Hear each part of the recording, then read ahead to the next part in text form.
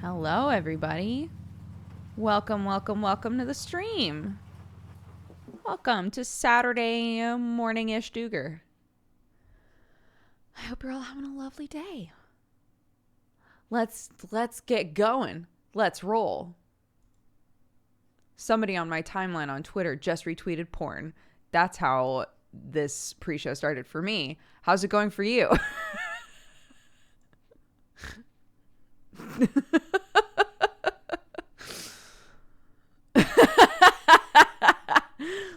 Let's start off hard. Let's start off real ham. Hey guys. Oh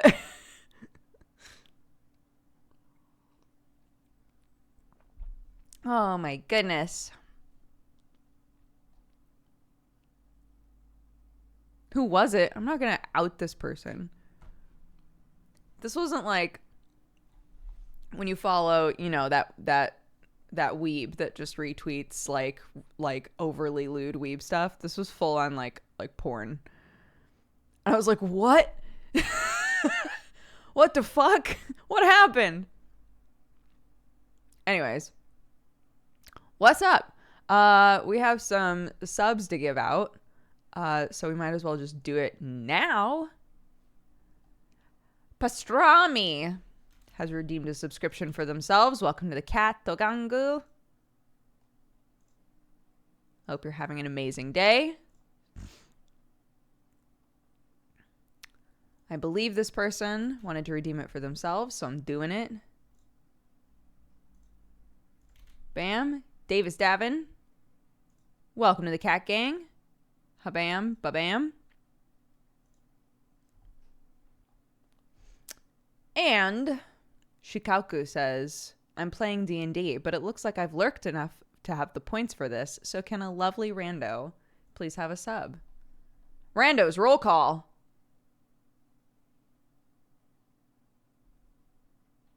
Randos, roll call. Oh, man. Sailor Butts, welcome to the cat gang.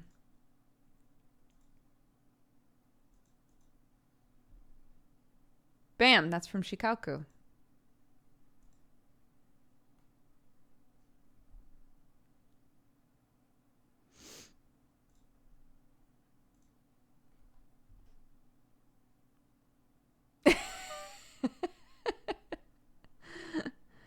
This is how I should always do it when somebody's like, yeah, I want a random person to have a sub. I should just say rando roll call because that worked so well just now. Incroyable. No Frank, thank you very much for the gift bomb. 5 subs from No Frank as well at the very start. Thank you very, very much. If you were gifted a sub, not by me, that was like a built-in system, but if you were gifted a sub by No Frank just now, please take the time to say thank you. We just do what you tell us. It's a lot of power.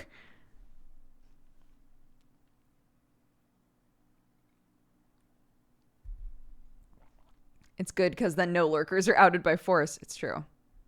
Do you like peas with fish and chips? I'm a huge mushy peas fan. Yeah.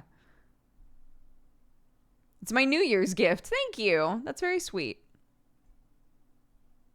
Nice Vim shirt. Thank you. It's very comfy. Can I get a closer look at the mug?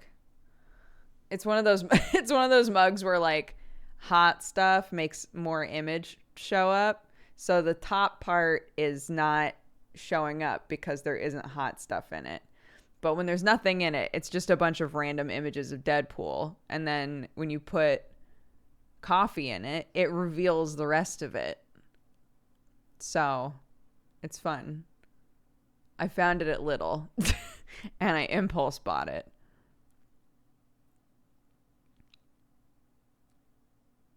I haven't ordered anything from Arcadium's. I gotta be honest, I assumed it would be sold out. So people have been like counting the days, counting down to be able to get shit. So I sort of assumed that if I wasn't on that shit immediately, it would be sold out. But maybe it's not the sort of thing where it's sold out. They're just taking pre-orders to see how much they can sell. I don't know. It is sold out. There you go. Tight. Wonderful.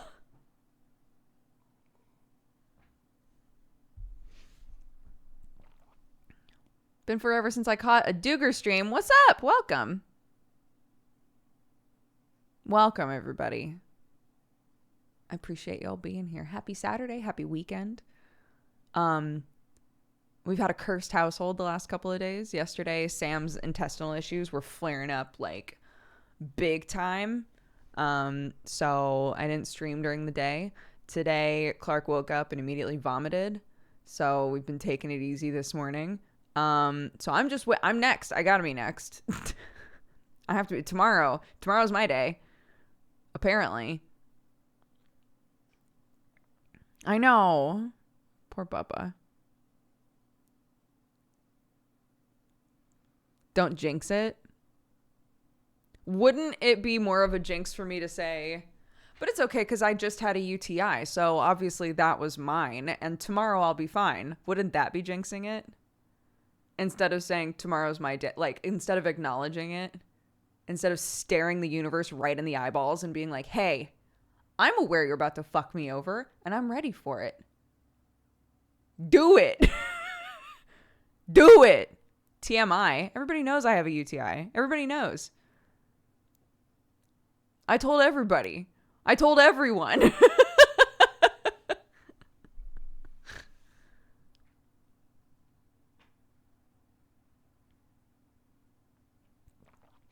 Will those pictures ever get put up? So I put one up right when I like moved here. I put one up and people were like, oh my God, I can see cars. Because in the reflection of the picture, you could see cars, even though there was no details. And everyone was like, you got to take that picture down because you never know what people can figure out from reflections, which is fair. So now I don't know what to do with them because that's where I was going to put them. So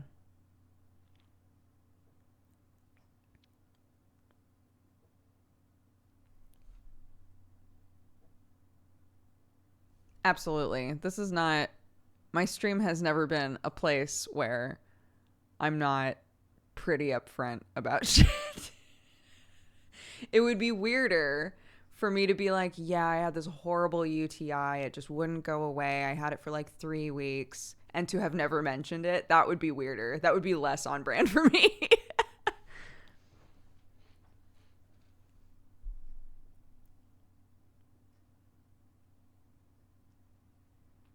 Yeah, I did tell, to be fair, I did tell chat. We were talking about a friend of mine in high school who painted her whole room orange. And I was like, I was so jealous. And then I said, maybe I should paint this room orange. I'm an adult. I can do what I want. And so maybe I won't hang anything yet because I might be painting this room orange. I don't know.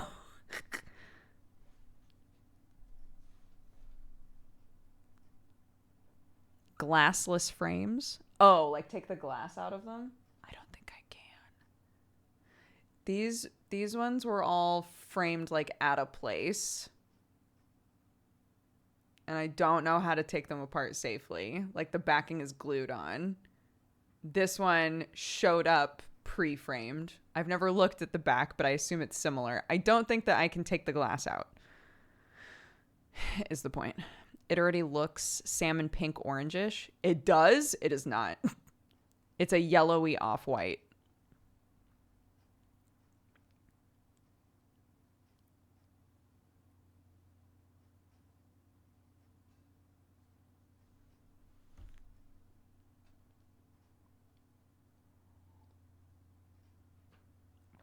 Yeah, it's a lot of money to get stuff framed.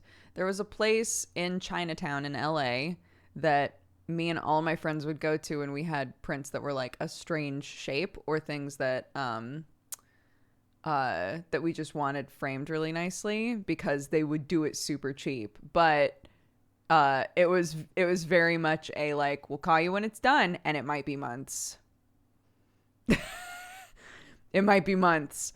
But it was a lot cheaper than the areas like in Hollywood and stuff. They just insane amounts of money to get stuff framed. Like the amount, I don't know how many of you guys have seen some of the stuff that Jesse has gotten framed before. Jesse gets a lot of like limited edition stuff and like signed stuff framed professionally, and it always looks incredible, but he spends so much money. He spends so much money on getting that shit framed. And it's definitely protected and it definitely looks tight. So, but yeah, it's very expensive to get stuff custom framed. This is why a lot of artists will be like, fuck it, I'm going to learn how to make frames myself. Ruby Rach, thank you so much for all the gifted subs. 10 subs from Ruby. Be sure that you take the time to say thank you if you were gifted a sub just now. I appreciate the support and the love.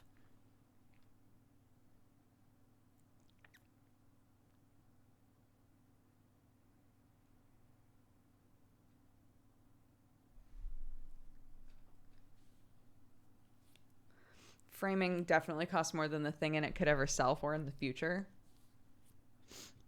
I think you're misunderstanding like the point of protecting a thing. Something like a poster that says to Jesse Cox and signed by all of the devs of a game. Jesse has no intention of selling that, but he does have intention of keeping it safe and displaying it. Right? It's a different purpose for safety than selling the thing.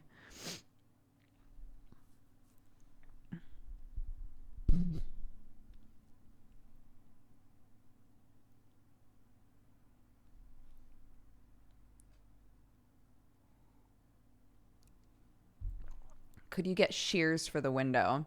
Yeah, I also thought about that because the curtains that were already in this room. So a couple of the rooms in the house came with curtains already on. And these ones are a little bit weird. They don't close all the way. They're a little strange. So I have no qualms about taking them down and replacing them with something else. And shears might be the right option.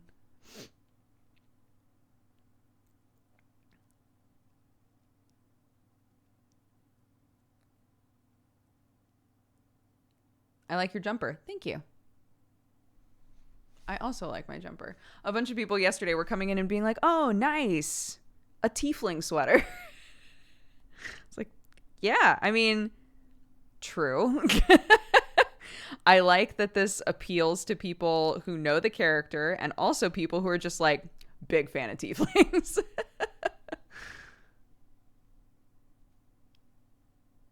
We are renting. Yeah. We are renting. Earliest that we could try to get a mortgage is February, but we just moved into this place, so we're not going to be like stressing about it for a while.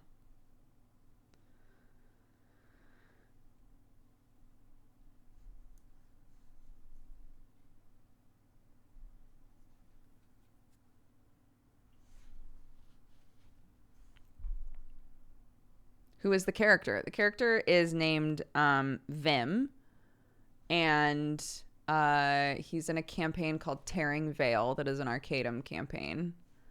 An Arcadum is a streamer on Twitch who runs a shit ton of D&D games that all take place in the same world. The Tearing Veil campaign is the evil campaign, quote, end quote. So everybody in it is like morally all over the place, but it's one of my favorite shows. And Vigor, who is the player, put a bunch of sweaters up for sale in Soda Poppin's Teespring store, which are these, and all proceeds went to a suicide prevention organization. So I was like, tight, I will 100% buy one. And so I did, and it showed up and it's wonderful and I love it. Yeah, it's called Tearing Veil. Twitch.tv/Arcadum. ARCADUM.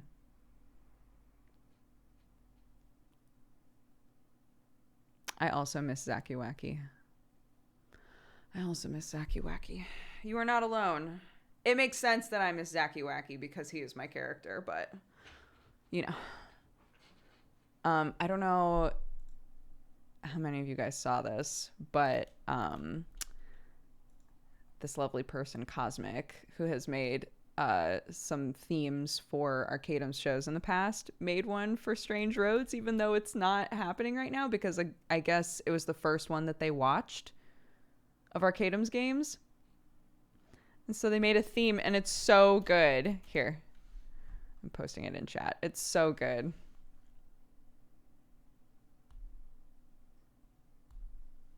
Have you seen the artwork of Strange Roads? Which artwork? One of my monsters is named Zacky Wacky. I'm playing Pokemon right now. Thank you. May he live on. May he live on in your Pokemon. Wait, which Pokemon? What Pokemon is it? Wait, this is important. What Pokemon did you?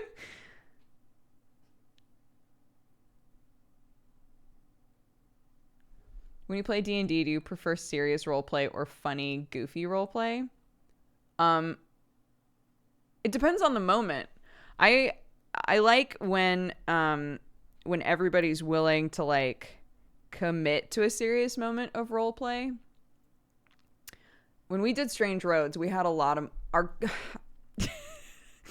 we were, I feel like, the OG campaign for Arcadum where everybody just fucking did not get along and did not see eye to eye, and we had so many arguments, like in character arguments, but a lot of funny moments as well, right? And I liked that when it was time for like a serious argument or like actual character development, everybody really committed to like seriously role playing through that shit. That was really awesome, I thought.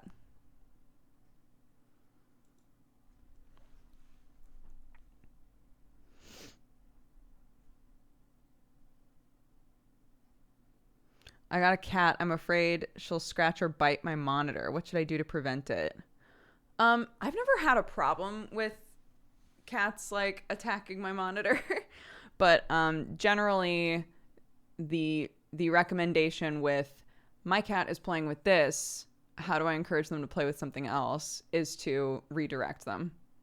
So if they start playing with something, just gently like put them somewhere else that is okay for them to play, or distract them with a different toy, that sort of stuff.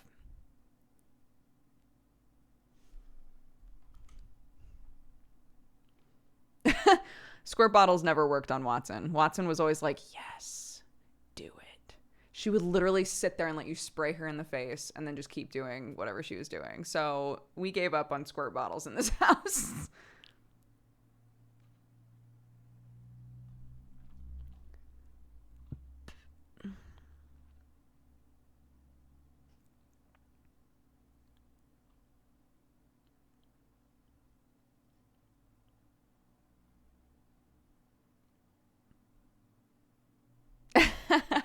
That's fair. I didn't watch Galen's Gate, so. Oh, today I'm gonna try to adopt a cute little Maine Coon fur baby. Ooh, so much hair, so much squish. I'm so excited for you. Zacky Wacky is a witchy fox boy. I love it. Do Sherlock and Watson like baths? Watson really likes water, but doesn't like baths necessarily. Both of them are good with baths. They don't run away. Sherlock just sits there complaining. So you literally put him in the bath and he's like, meow, meow, meow. Like, someone please save me. Someone, anybody help me. But like, he's a huge cat and he's super strong, and I can give him a bath by myself, and it's not a big deal. Which is a rare occurrence. Really, the only time that I give them baths is if they are stanky, which has not happened in a while. They're pretty clean. Or if I'm worried they have fleas, then I'll give them a flea bath. But generally, I don't have to give them baths. But when I do, it's honestly like not too big of a deal.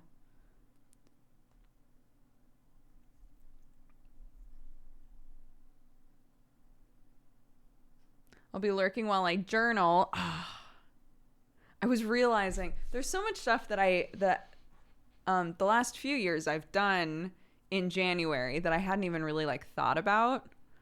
One of them is like getting my bullet journal ready to go, getting my quest log ready to go for the new year. Did not do that. I really need to do that.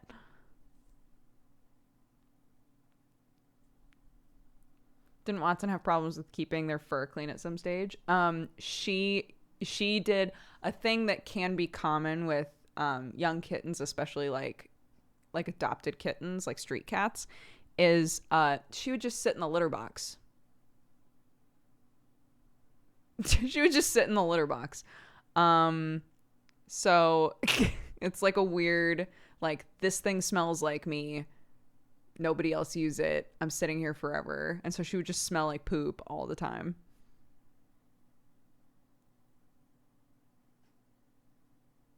How did your cats handle the fireworks? We couldn't hear fireworks here, really.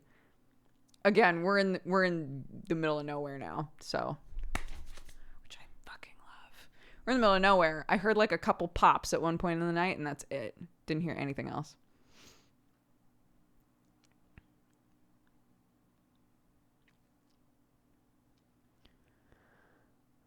There's no deadline for journaling. I always used to put a bunch of pressure on myself to have everything ready for the new year, but now I just do it when I have time. I think that's totally fair. Again, I think that, like,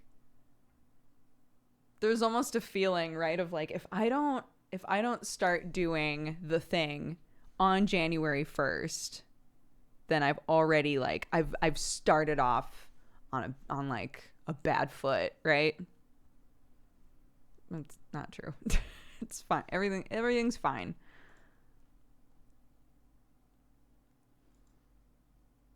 I'm trying to start a bullet journal too. Somebody was saying maybe next study hall stream, I could set up my bullet journal and show you guys how I do it, which I'm totally down to do. I adjust mine all the time. All the time. It's always different, but I can show you how I do it now.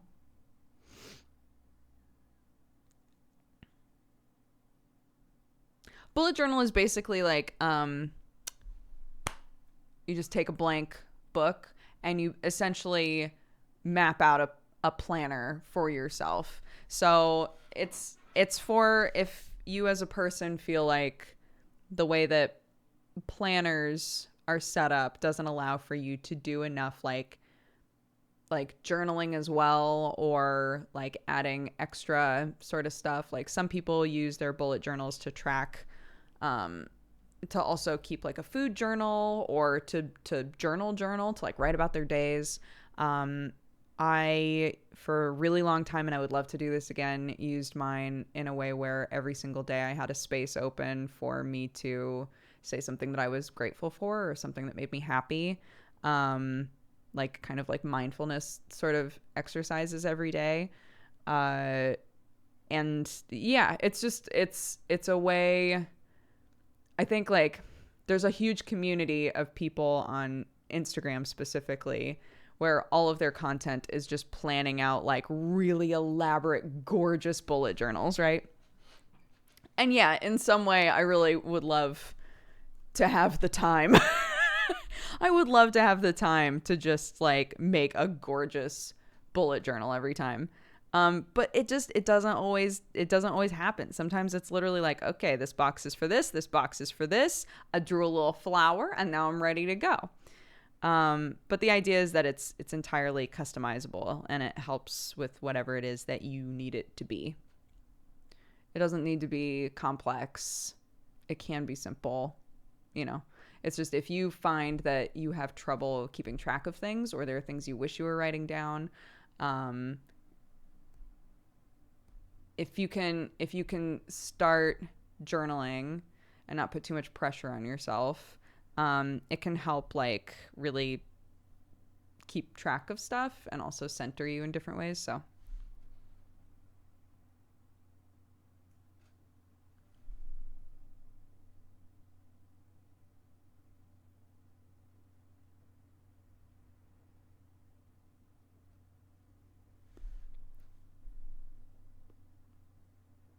I think part of the reason bullet journals have never worked for me is I try to make them too pretty. Yeah. I was watching a video by when I was first looking into bullet journaling, I was watching a video by somebody who was basically like, yeah, I used to, if I was like setting up the page for the next week and I messed up on something, say that like I was writing the word Monday and I accidentally wrote, fun day or something, they said that they immediately had this compulsion to like rip the page out and start over.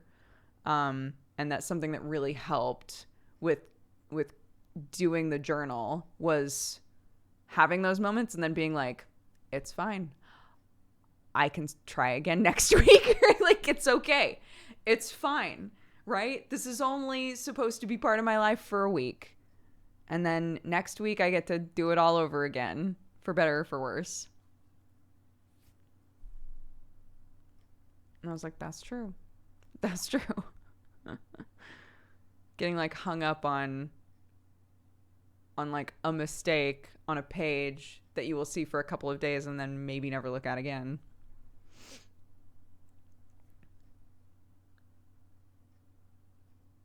I was watching some Ear Biscuit videos, the Rhett and Link podcast, and they were both reading excerpts from like their childhood journals. And I was like, holy shit, it must be so interesting. Any of you guys who kept journals or have kept journals your entire lives, I bet that that's so fascinating to go back and read stuff. I had a friend who like was really, really good about it. Had tons and tons and tons of notebooks, specifically from middle school and high school. And she could go back and like find entries about specific like major moments in her life. And I always thought that was so fascinating. I've never been able to commit to like journaling in that way, you know?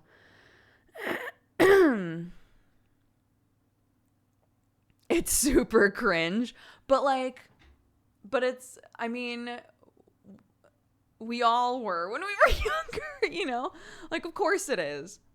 None of us were cool at like 12, you know? Like,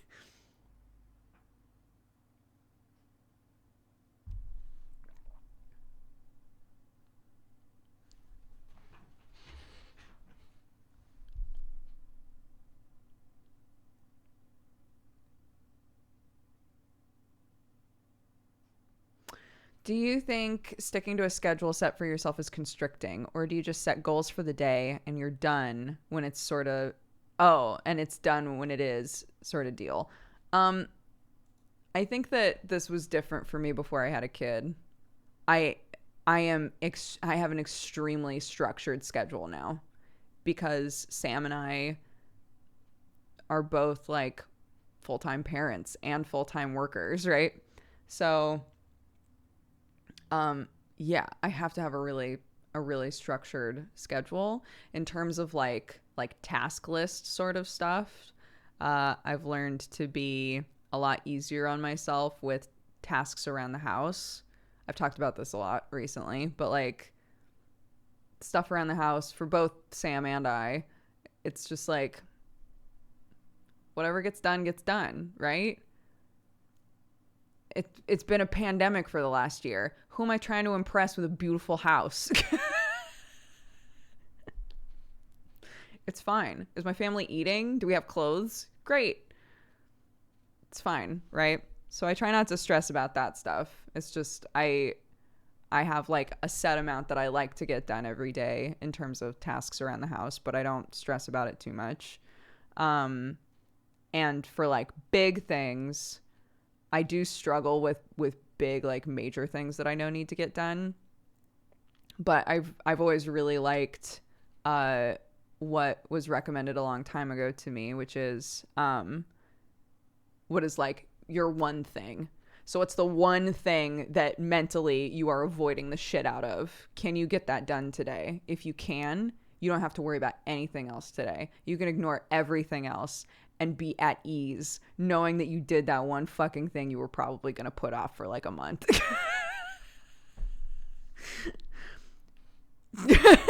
It's a good strat.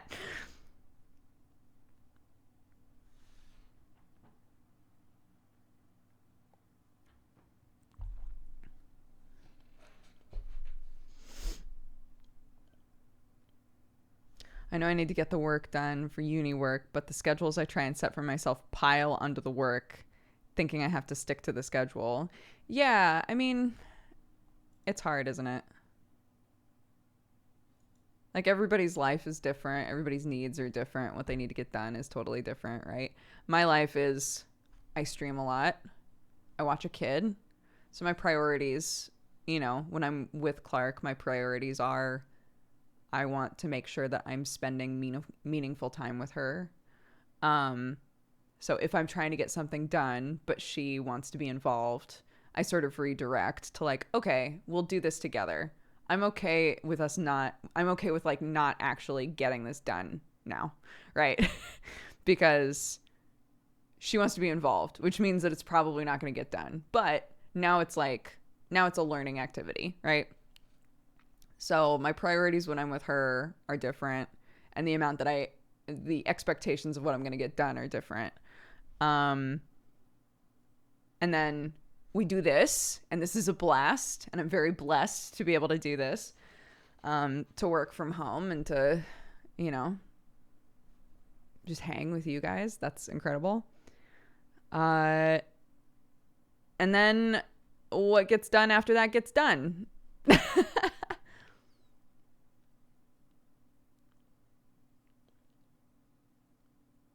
Oh, I lightly watched for about 10 years and only just got into Twitch. I hope you're well. Oh, comrade, I'm doing great. I hope you're doing well.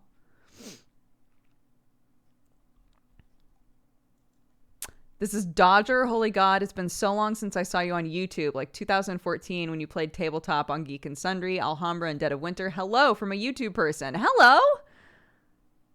Hello. Welcome. Oh my gosh, a couple of people popping in being like, it's been a while. Absolutely. I hope you guys are doing great. Yeah, I stream almost every day. Wednesday is the only day that I try to take off. Sam and I are trying to turn that into like our date day as well, to hang and watch TV or make dinner together or whatever. So yeah, Wednesdays are the days that I try not to do anything. And then every other day I stream. So feel free to swing by anytime. We try to have a chill, lovely vibe here. I've got an awesome community. I'm very blessed.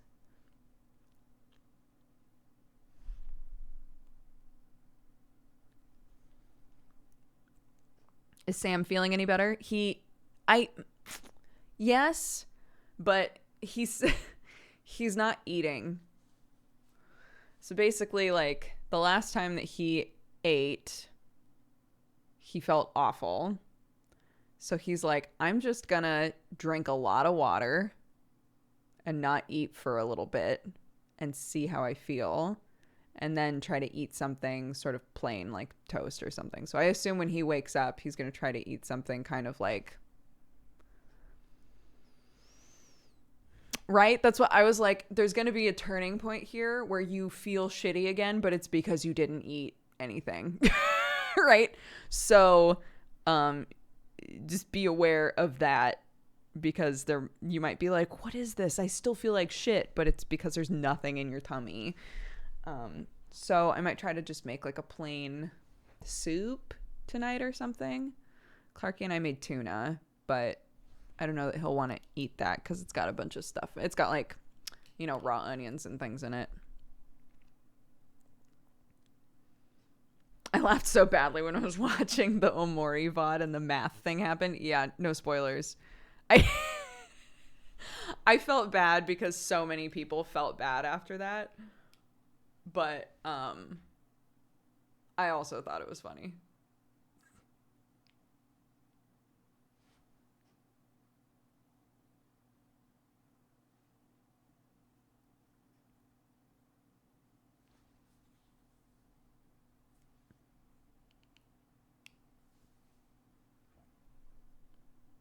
Poor Arnar trying to get everyone to behave. I know, I felt so bad for Arnar.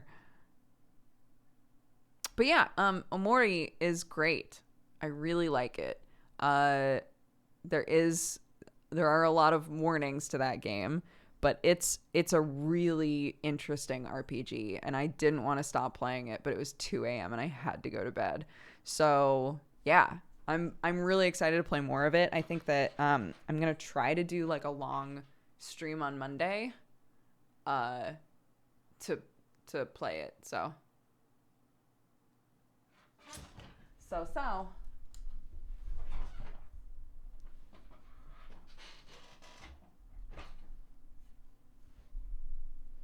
what is Omori?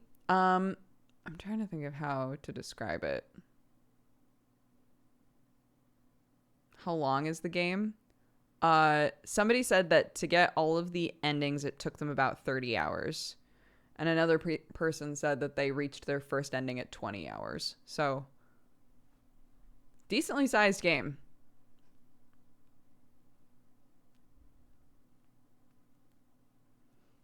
I watched the Big Fat Twitch quiz. It was a good way to end the new year. Oh my God. I messaged Joe after the Big Fat Twitch quiz because I thought it was so fun. I messaged him being like, we got to do this again. That was so fun. Basically, Joe Fudge, who is our DM for Godforged and is like a lovely friend, he was like, I think I'm going to do like Big Fat Quiz of the Year is a thing in England. He was like, or in the UK, I guess. He was like, I think I'm going to do Big Fat Quiz of the Year, but like Twitch edition and have it be, you know, like gaming and Twitch and internet related. And I was like, oh, I would love to do that. And a bunch of us showed up and we all split into teams. And Gmart and I were a team. And he was like, this is going to be pretty scuffed. Like, you know, we're not going to take it too seriously. We're just going to have fun. And I thought it was such a blast.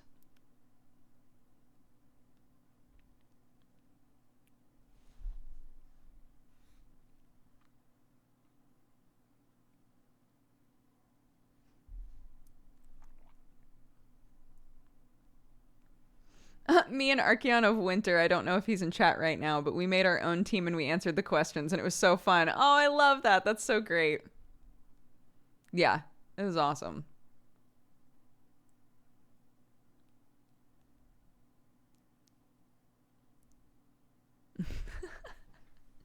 Yeah, it was literally, it's like a Google presentation, like a PowerPoint that Joe put together. It's so good. It's so good. You guys should definitely watch the VOD of that. I would say go watch it on Joe's channel. So twitch.tv/Joe Fudge, JoeFudge, Joe Fudge. He's the one who put it together and ran it. And it was great.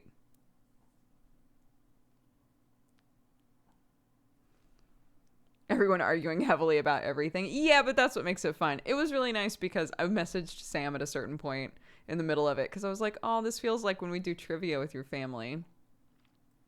It was really nice, you know.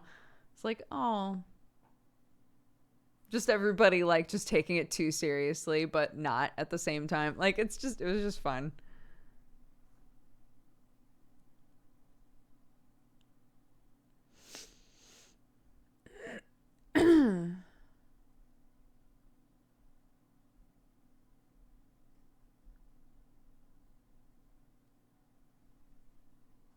That's exactly how I imagine trivia at Sam's. Oh my God. Sam's family takes trivia so seriously. It's amazing. It's very intimidating at first. And then, you know, once you're on like year 5 of doing the family quiz, it's just funny. It's just funny because, you know, somebody's going to get pissed off at some point.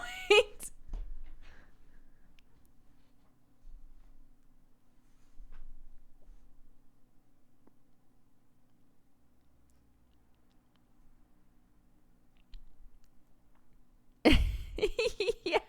One of the teams was Shane and Criken, and Shane does work for Criken.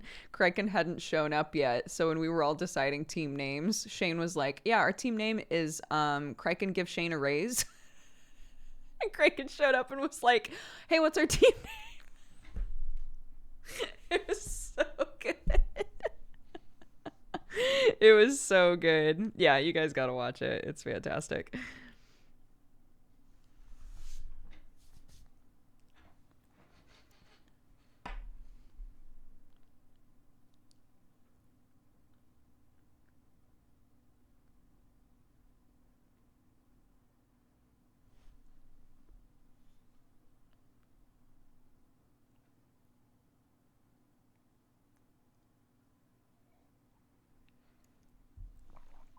I'm new on your Twitch. I'll hang out and enjoy the vibe. I hope the brightest days and dreams for your future. Thank you very much, Gonryuki. Thank you. What a sweet message. I hope you're doing well as well.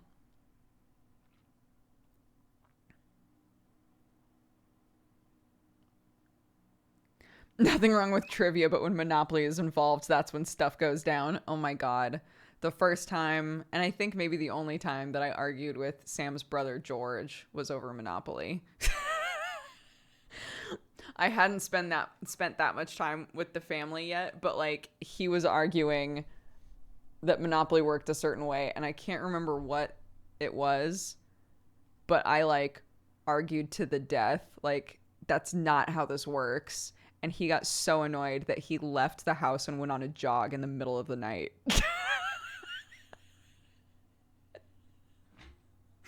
And I was like, well.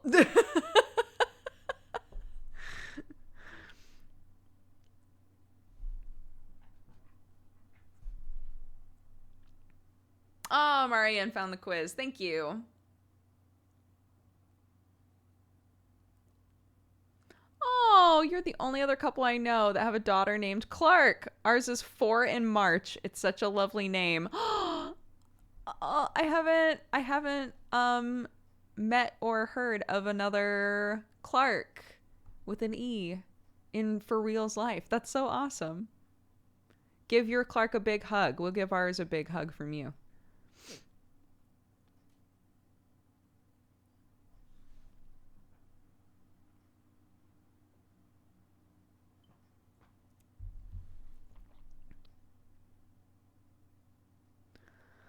Oh my God, I love that. Carlos said one of my friends from college, her family hosts a quiz whenever somebody in the family has a birthday, a trivia game about the birthday boy or girl to see who knows that person the most each year. And it's super competitive. I love it.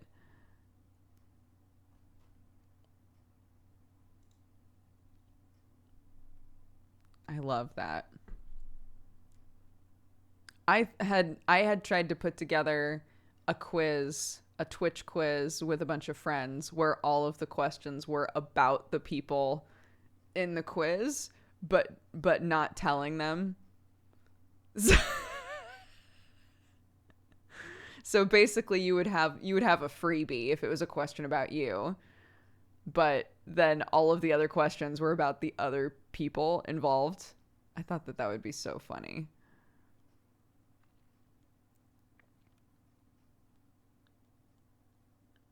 I do not play Rocket League. I kind of hate Rocket League. I'm really bad at it, which is probably why I hate it. It's like when people are like, "Man, I hate math." And it's because math is just like obnoxious. I think I think Rocket League is obnoxious, so I hate it.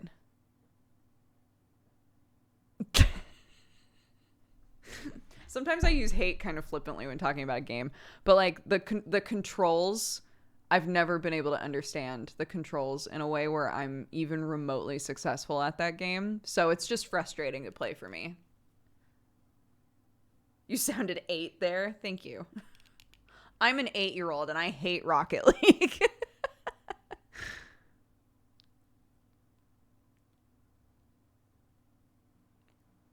Don't shame math. I'm just saying that sometimes when people are like, I hate math, it's because for them, the way they've been taught it, or just generally, they're like, I don't understand it and it sucks, right? Like, I get that. What does math is obnoxious mean? That some people think that math is obnoxious because there are aspects of math that they don't understand and it's obnoxious to not understand it.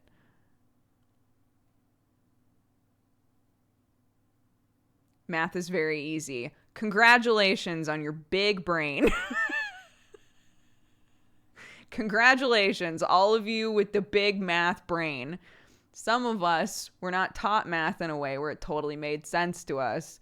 So we had occasion to feel like it was fucking obnoxious. I really love math.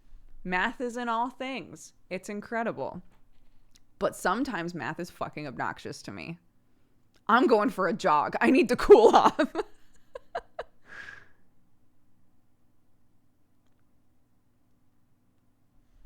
just math better, guys.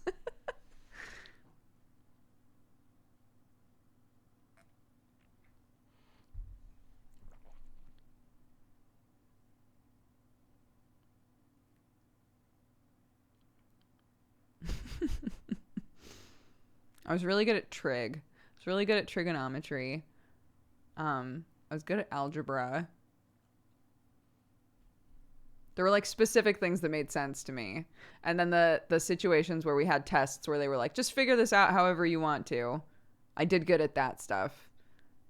Beyond that, nosedive.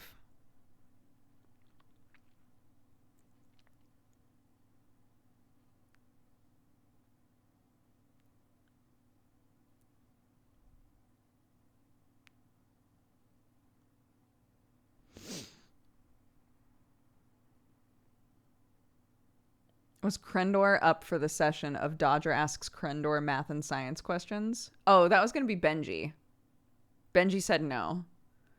Because, how did he put it? I'm trying to remember. I read it off to chat and people were like, that's a mood. I get that. Wait. He said, that sounds equal parts fun and hell. I suck at explaining physics. Since I'm more on the mathematical side, without my blackboard, I am nothing. And I was like, fair. He said, if you ever need to phone a friend or write a friend a random question on a rim, I promise to try to respond explaining it, but it'll be more like being explained by a 5-year-old than for one. For anybody who doesn't know, Benji, who has done tons of stuff with Sam and is a friend of ours and came to our wedding and the whole 9 yards, is very smart, big brain science boy. Theoretical physics, I think, is what his degrees are in.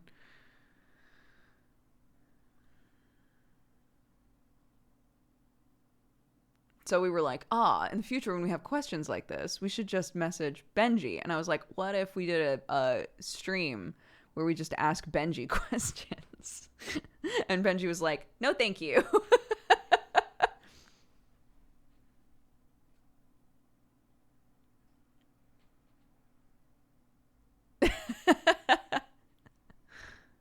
Yeah, this is the Benji who did Rail Bros with Sam.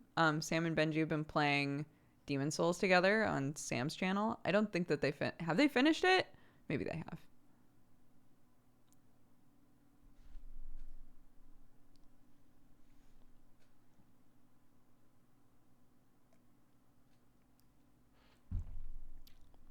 Rail Bros, a huge throwback. I was looking for my old Rail Bros shirt and I can't find it anymore. I don't think that I got rid of it, but I literally can't find it. So I'm like, where is it? They finished it a couple nights ago. I do want to play more Twin Mirror with Jesse. Absolutely. I just don't know. I just don't know when. I just don't know when is the thing. I just don't know.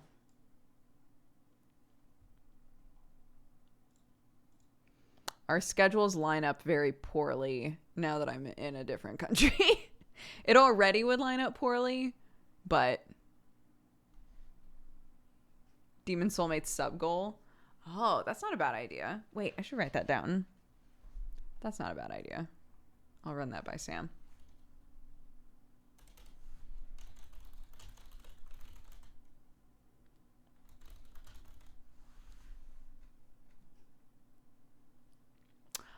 No, Saturdays are just convo.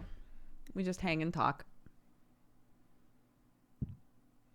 So, snuggle up.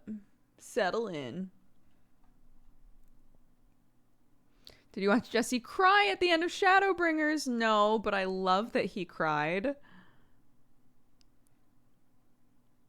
made you decide on the name Clark? I feel like our origin story is lame. Oh my god, same. We were watching a show called The 100, and the main character, her name is Clark. And we were both like, that's a tight name for a girl. And then when we got pregnant, we were like, Clark still seems like a sick name. But when we say that, people are like, oh, she's named after the girl from The 100. And we're like, no. We got the idea for the name from The 100. She's not named after that character. Dirk says no way, which I'm so hoping means that it was the same for you guys and that our children are forever bound by being named not after the main character from the 100.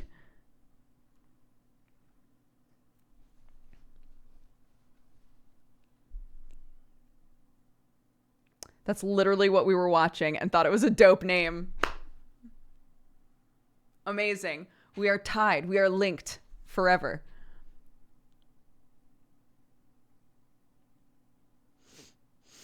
I see painting on your back. Painting on my back? Painting on my back? What do you mean? Aaron's daughter's middle name is also Clark. Yeah.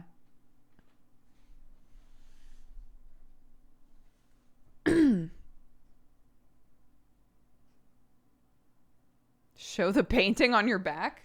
There's no painting on my back. There's painting on the floor behind you. These were by other people. I did not make these, if that's what you're asking.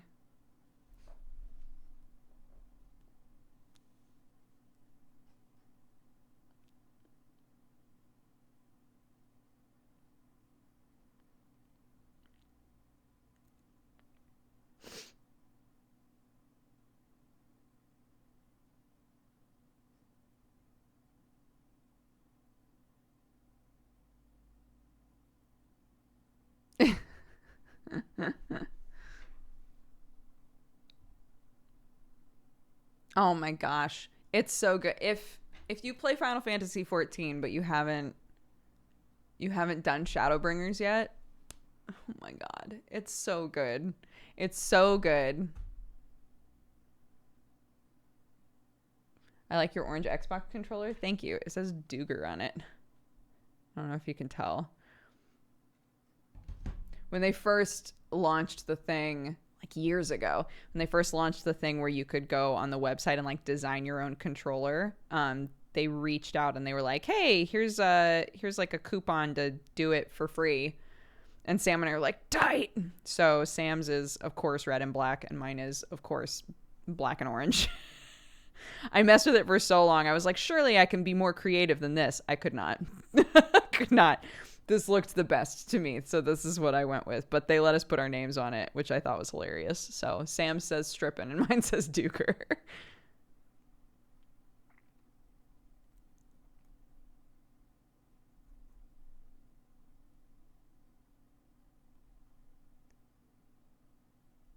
I need to play it. You and Jesse have convinced me at this stage. It's great. It's a great game. I'm so glad that Jesse finally like buckled down and played it because I knew he would love it. I knew he would love it.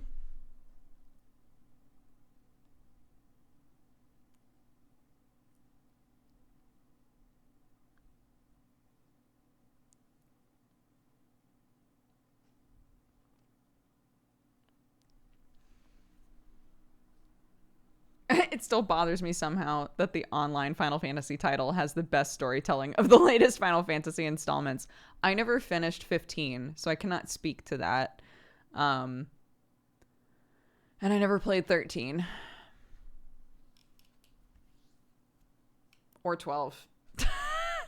Or 11. So, you know, I have no data to work with. Jesse is a little potato. Yeah, his name is Lil JC in the game. I am actually very hyped for 16. The vibe of it feels very like fresh for Final Fantasy, so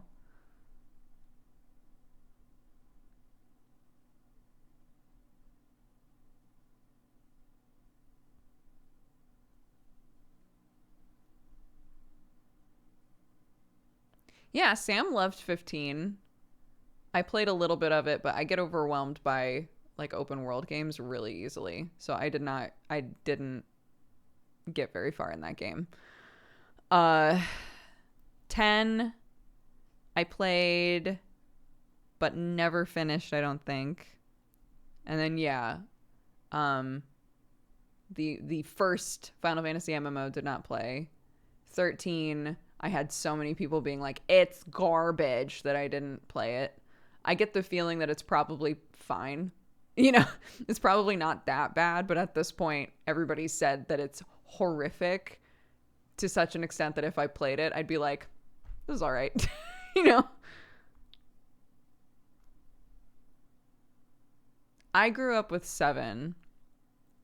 7 was the first one that I played and like got all of the extra stuff in and just really buckled down and like played the shit out of it. So 7 for me is the one that had the biggest like impact. So yeah, I love 7. I was so excited to play the remake, and I was really happy with the remake. I also really love 9. I didn't like 8 very much, but I really liked 9.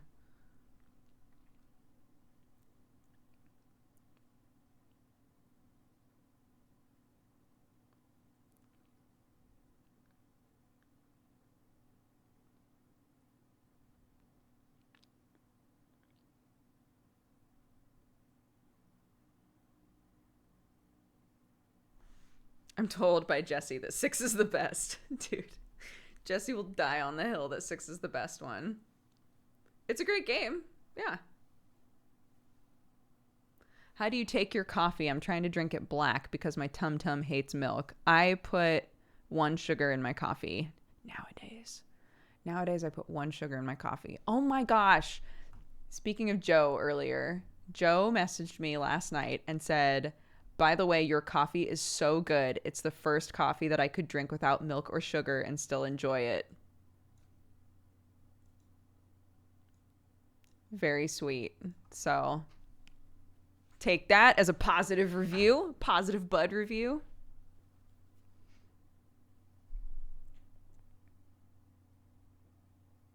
Joe drank it on stream and he was amazed. He drank it on stream. Oh, that's so sweet.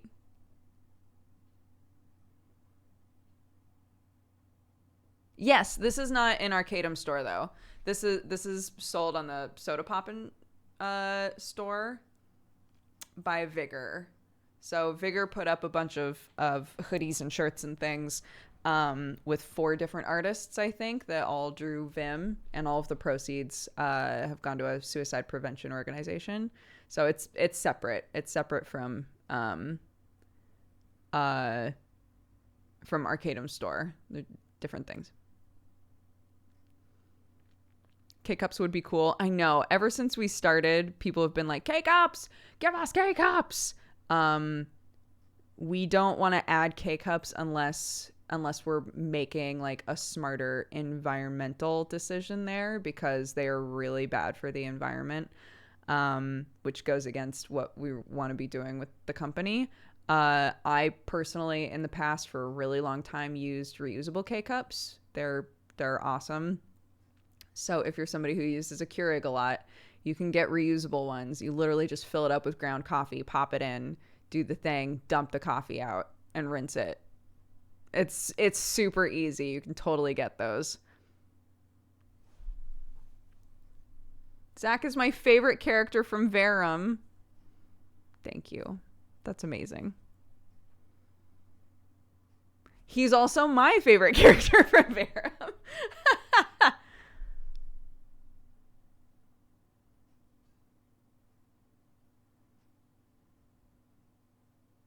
Thanks, guys. Aw. One day. I hope. One day, I hope. Zacky Wacky will be back. But look, there are a lot of players who have been like in the wings, like earlier players that have been in the wings for a long time. I can wait. I can be patient. It's chill.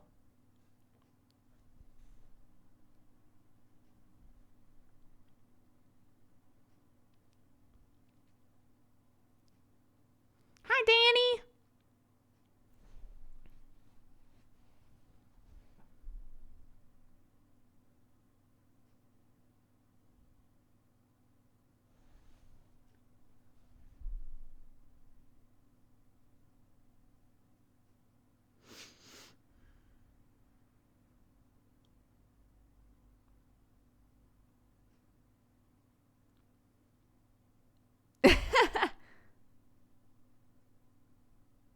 Have you played Borderlands 3? No, I did not play Borderlands 3. Sam played it and he was like, it's all right. So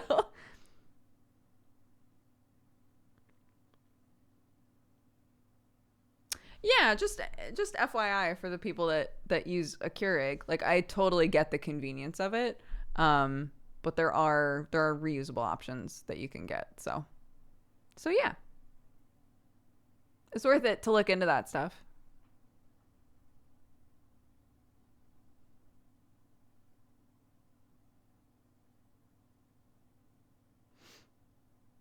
What's your favorite method for making coffee? French press. French press is my favorite method. Um, for like ease of use and stuff. I also have a Chemex, like a pour over. But I find that I prefer the coffee out of a French press. I've never gotten a good cup of coffee out of an AeroPress, so I don't use them anymore. But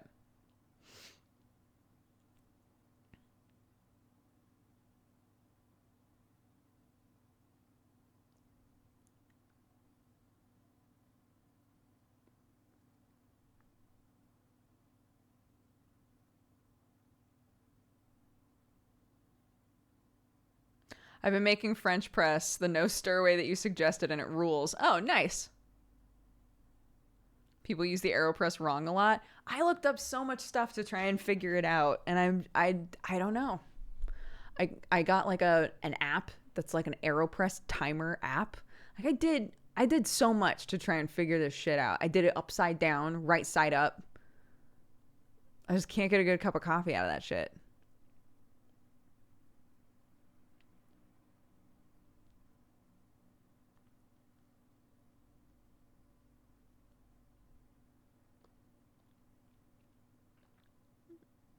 Tea gang, where are you at? I'm going to take a quick break and actually grab a little bit more coffee. So enjoy the music or enjoy the ads, and I'll be right back.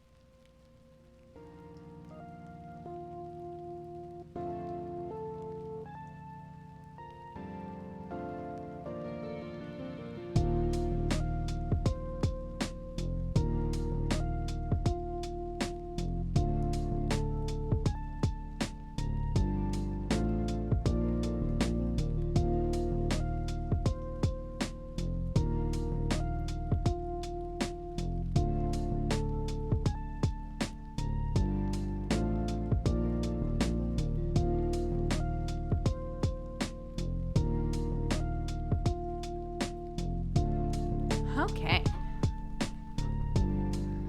Hello.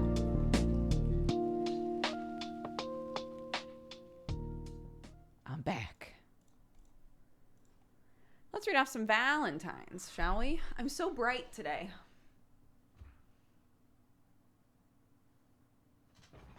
I'm so bright. What's that all about? Reddish Ant said, "Hi, everybody," in a Valentine. King's Warrior sent a couple. This first one says, "I'm sending a New Year's Valentine to each lovely burrito. Whether you're a frequent chatter, a consistent lurker, a sub, a follower, each of you are amazing and smart and gorgeous and funny, and you are stronger and smarter than you realize. Hang in there, keep moving forward, and know that no matter how bad things may seem right now, things will get better. I love you, I appreciate you, and I'm cheering you on. Make 2021 the best year ever. Sending you love and hugs."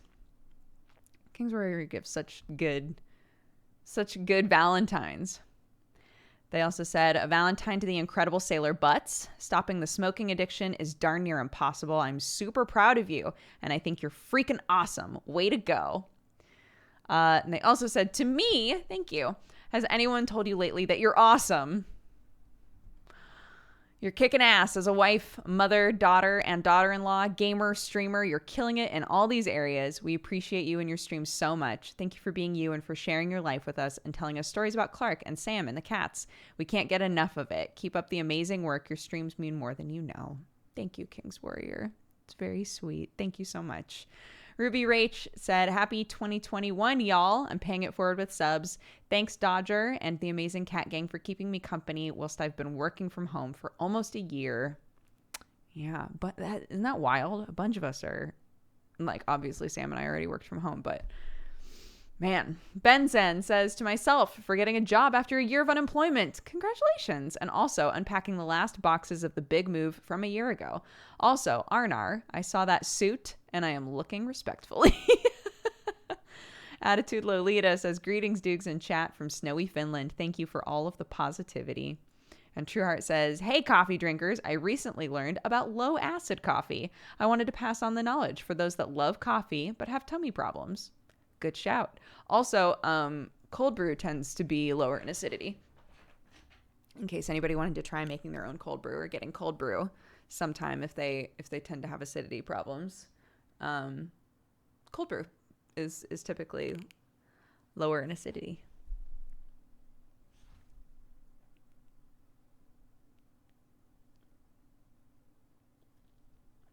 But higher in caffeine. Yes, very true. But way higher in caffeine.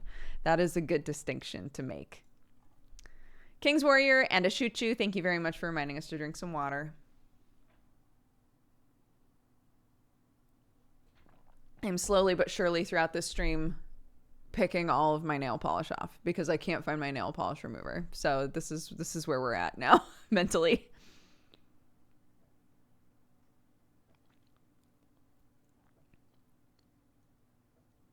Another trip for people with acid problems, drink water before drinking the coffee. That's also another good shout, yeah.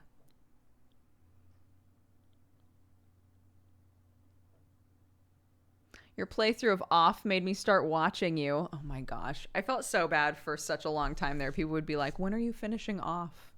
And I never did. And I don't really remember anything about it. And I feel like I should go back and replay it. Even just for myself, just to know what happens in that game. Off is a much older, sort of weird, like, indie RPG that has the same kind of vibe as, like, Undertale and Omori and games like that.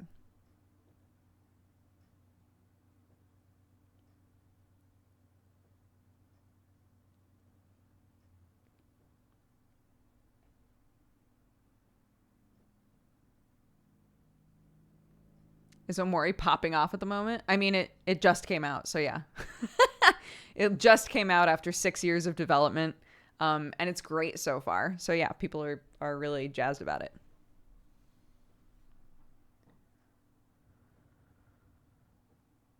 Thanks for the Jonathan Creek rec. I'm on Series 2 and I love it. Yes, Jonathan Creek's great. Yeah, yeah. Mm-hmm. It's the Omo Cat game. Yeah.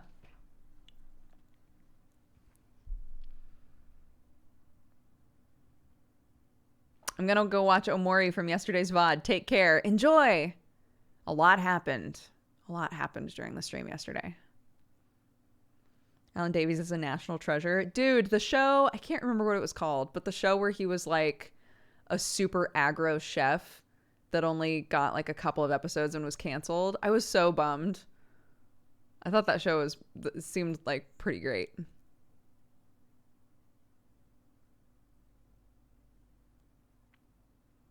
I've only ever seen him on QI. He's awesome. Yeah, he's the main character in Jonathan Creek. He's just lovely. I think a lot of people mostly know him from QI.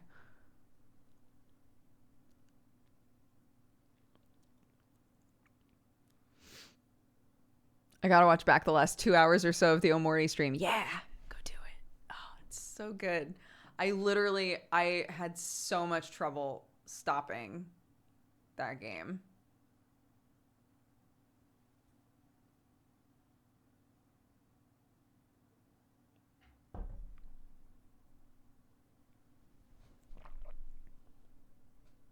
But yes, there's a reason that we have a warning list for that game as well. So, and the game if you decide to play it, on the Steam page they have a list of warnings, and also when you start the game, there's a big like warning screen that pops up right when you start the game. So it does give you a heads up.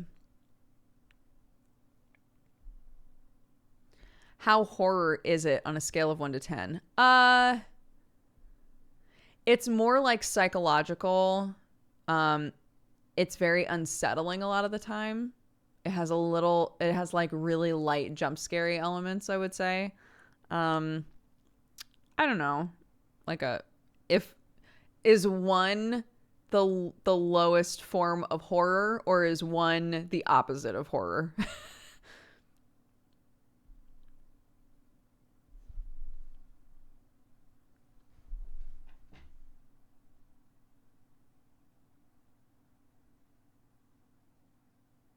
The themes are the hard part.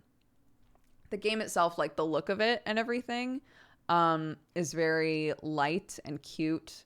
But it does a really good job of juxtaposing that with like really heavy themes and moments where knowing the themes, it does a really good job of unsettling you. And there are definitely times where it's visual, where it's like, it's creepy visuals. Yeah, for sure.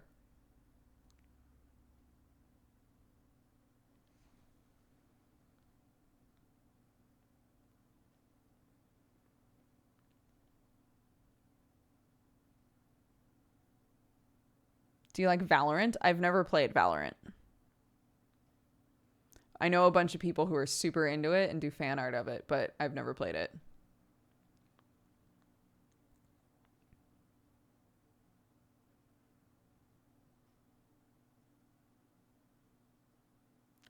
I saw your tweet about wanting to add channel point rewards. Have you made any definitive decisions on the suggestions you received? I have. I just haven't solidified them. I'm sorry. I'm very slow, guys.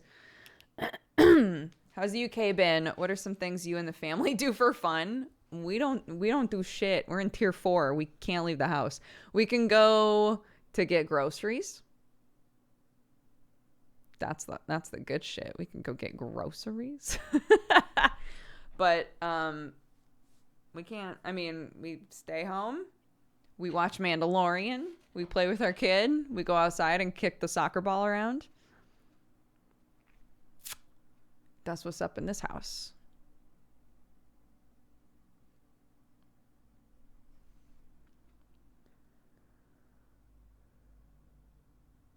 Whites, that sounds right. Yeah, I think that's correct. Have you tried coffee with cheese? I have not. I also haven't done the bulletproof coffee, which is coffee with butter in it. I haven't done any of that sort of stuff.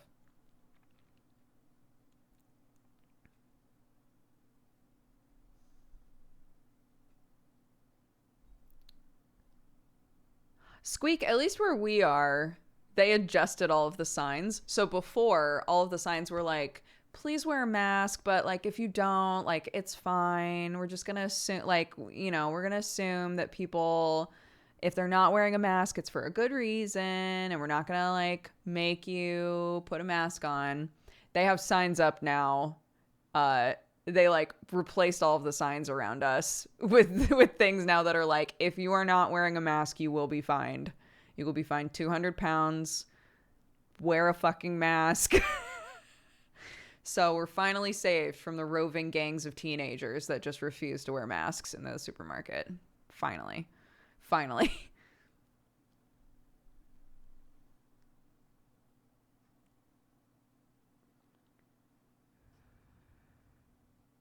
Oh, it's odd they're not super required to stock them. Oh, I see. Ours does at the checkout, which is very weird. So in the checkout line where there's like gum and candies and things, they have masks. Like at our Littles.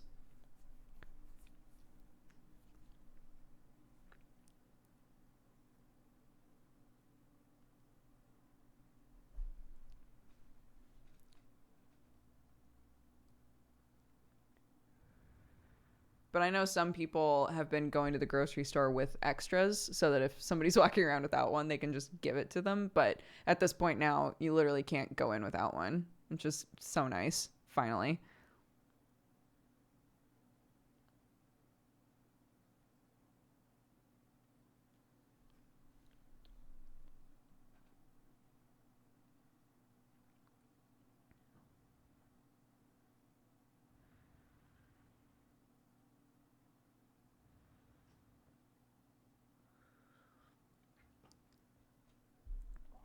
What does tier 4 mean exactly for level? So before here, there were 3 tiers. We were in like ultra lockdown for a few months, right? And then they were like, and we're going to loosen it a little bit. So then it was tier 1, 2, and 3. 3 being the strictest, but with like some stuff open, right? Things started to reopen. And throughout all of that, they didn't have any mask laws whatsoever. So people were still going everywhere without masks on. And then suddenly they were like, I guess it's important to wear masks. So it's mandatory to wear masks now. Really late into the process, they did that. And people still, all of the grocery stores, which is for a lot of us, the only place that we go, right, is the grocery store. The grocery stores were like, right, but like, we've seen all the videos from America of employees getting punched by people for asking them to wear a mask. So we're not going to do that. If you show up without a mask, we're not going to bug you about it, but like, please wear masks. So then we wound up with a situation where like maybe half of the people in the supermarket were wearing masks, even though it was mandatory, quote unquote. So now we're in tier 4 because there's a new strain. So basically tier 4 is like, treat it like the original lockdown. A couple of things are staying open or trying to stay open and operate within the law, but generally just stay home, go to the supermarket if you need to, and always wear a mask. So now they've replaced all of the signs with like, hey, and even our I think I was talking about this the other day, but we had I got a notice from the preschool that Clark goes to that was basically like, I was like, yes.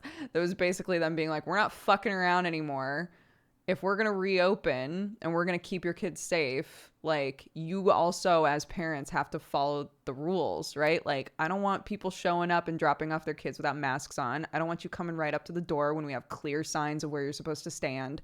Like this is serious shit, and we're trying to stay open and we're trying to reopen and be safe and like do everything that we can, but we can't, we need you guys to also be doing your part.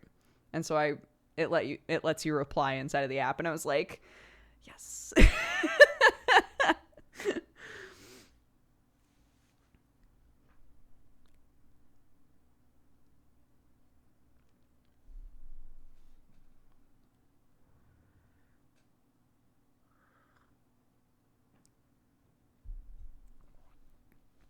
My mom is cleaning the house and my cat is rolling in the dirt. Thank you for throwing out something that is a completely different topic. I appreciate that. Yeah. Cats do that. We have like, so when we were in our last place, I got a thing to put our litter box in that basically just looks like a bench to sit on. So it's like a secret litter box essentially. And generally, I'm gonna be perfectly honest with you guys about what I do.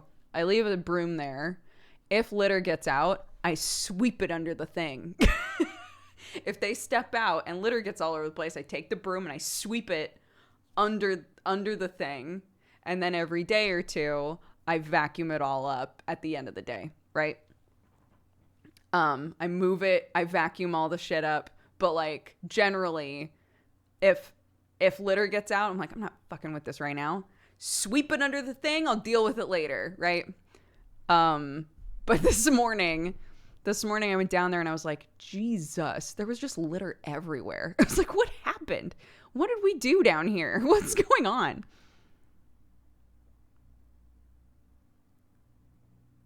Once a day, too much work. I mean, you're supposed to scoop it once a day. That's already a pain in the ass. So if you're already doing that, you might as well just like not let a bunch of pee litter like sit underneath a thing for too long.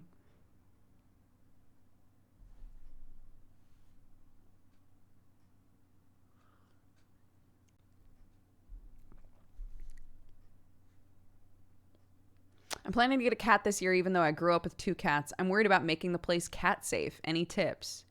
Cat safe. Well, some people wind up with cats that want to like eat their cords and stuff all the time.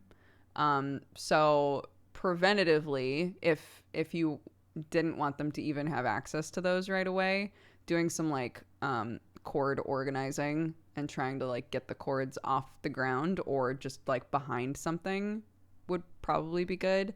Neither of my cats have ever given a shit about cords.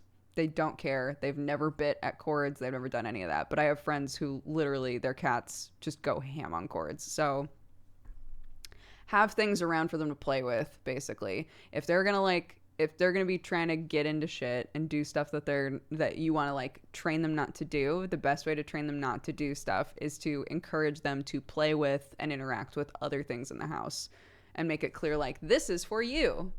This is a fun thing that is yours. Right? Watson, our cat, she, when we found her, was basically starving, and so she was really intense about food, and figured out how to open cupboards and like eat food out of our cupboards. So like keep that kind of a thing in mind, I guess, depending on like where you're getting the cats. Both of my cats are rescues, right? I got one at a shelter. We found one in the bushes. And they're both incredible cats, super lovey. But Watson definitely came with like some stuff we had to help her with, you know, like emotionally. So, yeah.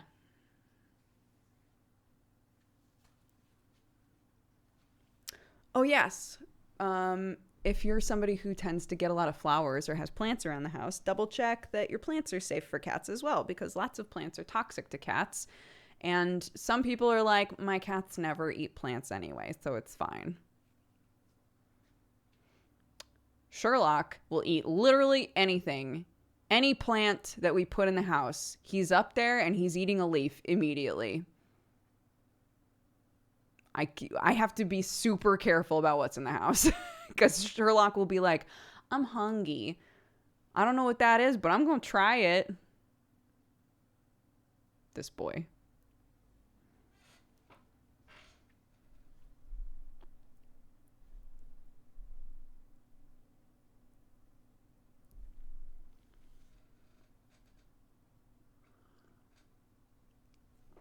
Does Watson growl while eating? No. Sherlock is the one who growls sometimes. They go back and forth between being the more like aggressive eater, but if I have their bowls too close to each other, lately I've been able to feed them next to each other, which is like a huge improvement. I wasn't able to do that for a very long time because Sherlock would just inhale his food like a vacuum and then shove Watson out of the way and eat all of her food. So I would feed her in like a totally different area. I haven't had to do that recently, which is really nice. But if I put their bowls too close, Sherlock will assume that Watson is there to eat his food, even if she's not looking at him. Even if she's not even like paying attention to him, he'll start growling at her for no reason.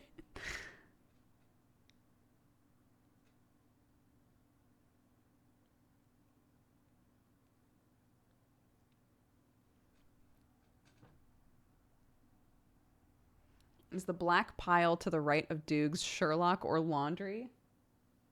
This is a hoodie. A balled up hoodie.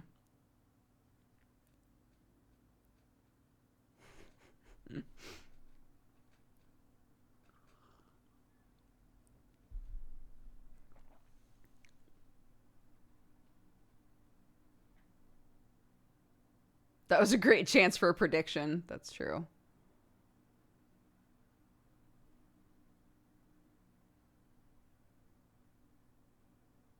Oh my God. What if it was both? What if it was a hoodie, but Sherlock was like nestled underneath it? That would have been the real upset.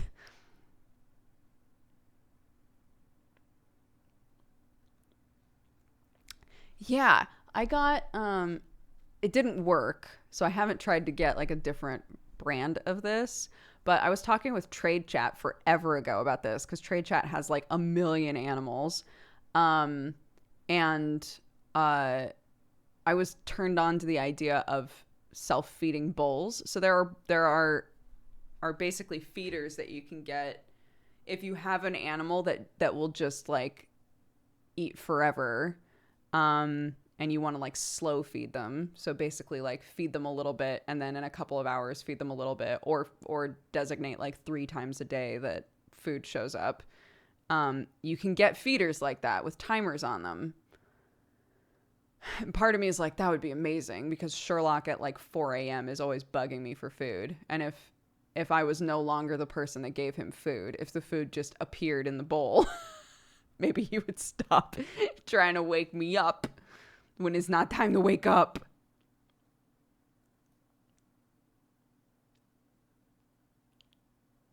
But yeah.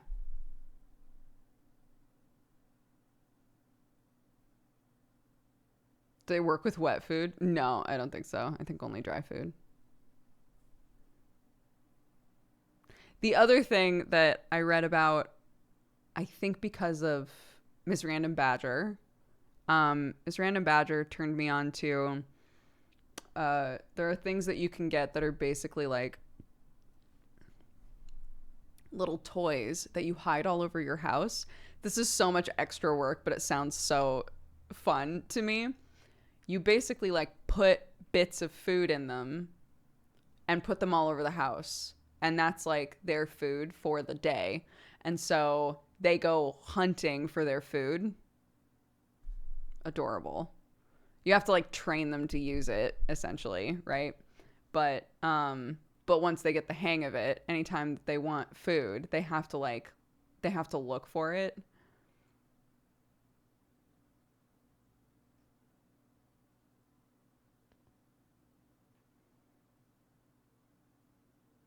So part of me was like, that would be so good for Sherlock.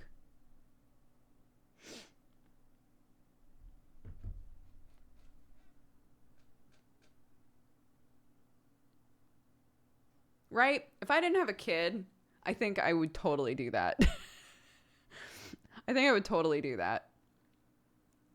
Although, as I've said before, the me that didn't have a kid also thought that I had no time for that. Now I'm going, oh my God, if I didn't have a kid, I would have so much extra time. I could totally do that shit.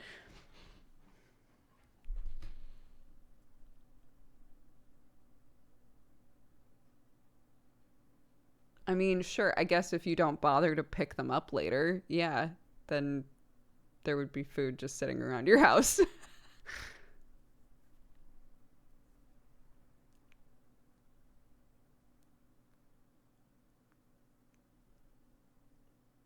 There's never enough time. It's true.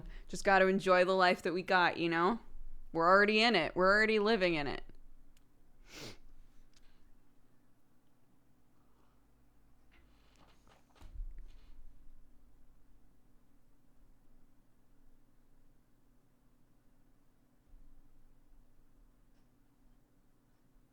Yeah, Sherlock would have to investigate for his food. Exactly.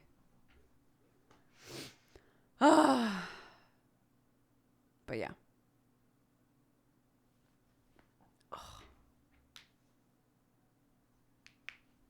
What's the pattern on your mug? It's Deadpool. It's Deadpool just living his best life. It's one of those mugs that you can kind of tell at the top. It's one of those mugs where a bunch of stuff is revealed. So there are like little Deadpools all over this with black backgrounds. And then when you put the hot coffee in it, it reveals the rest of the panel. Oh, look, it's Spider-Man. Are you my child? Clark saw this mug and was like, oh, it's Spider-Man. And then I turned it to this one that has a bunch of them. And she was like, there's so many Spider-Mans. And I was like, yep, lots of Spider-Mans. So many.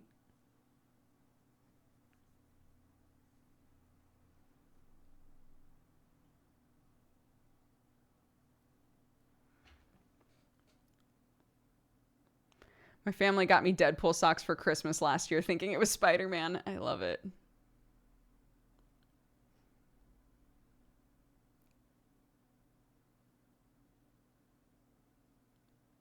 There's a rumor they might do a Deadpool Venom movie. Oh my god.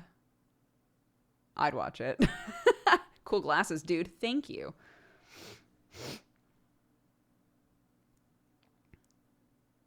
Your husband got me playing this trucking game and I can't stop. Yo.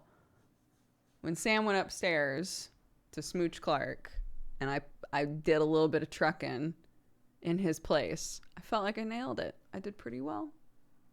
So I have no idea what the name of that game was. I don't know what the goal was, but I knew that I needed to drive the truck in the direction of the quest markers, and I did very well.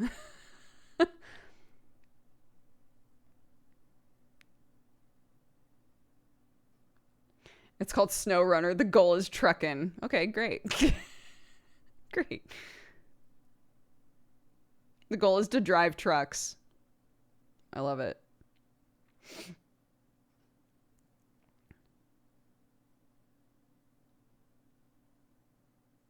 Chat agreed you drove better than Sam. Look, if ever you need, should you need us for anything at all, I do need you, all of you. Well, why didn't you say so?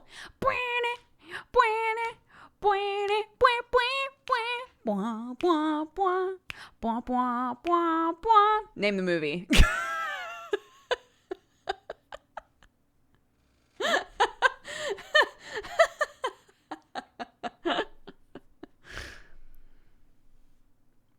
I was not expecting a Labyrinth reference. Flint wins. Flint, you get internet cookies. I don't know.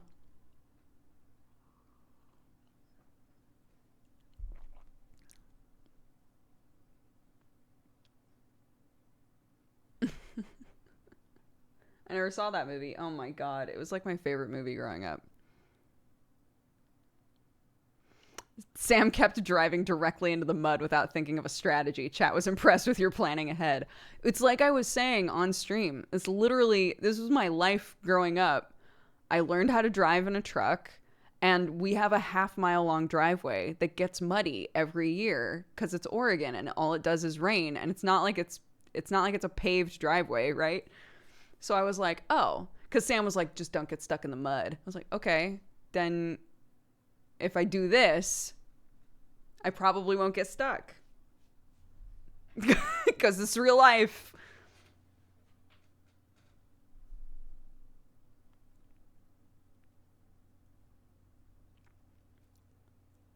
I learned the 50 states yesterday. I finally know where Oregon is. Oh my goodness. Right above Cali. Right above California. Oregon equals rain. Got it. Yeah. Oregon and England have very similar weather and look very similar. It's been very nice for my homesickness. How do you not get stuck in the mud? So the number one strat here for me growing up, at least, was if you're in a heavy vehicle, you don't want to keep driving over the exact same areas that people are already driving in, right? Because you're constantly pushing dirt away from those areas. So even if it looks like there's something stable for you to drive on. Most likely, that's a bunch of loose dirt that's now been rained on that has turned into mud. So you're just going to dip into there and you're going to get stuck. So what you want to do is you want to adjust your car so that your wheel is actually on the center of the road. So that center part that normally isn't driven on, you want that to stabilize one wheel, and then your other wheel is stabilized on the like side of the road. That's what I used to have to do.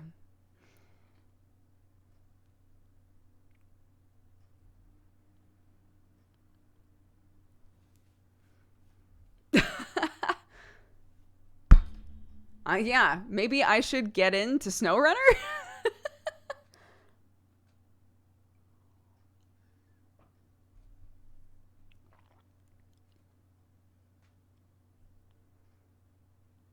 It is Vim from Tearing Veil, yes.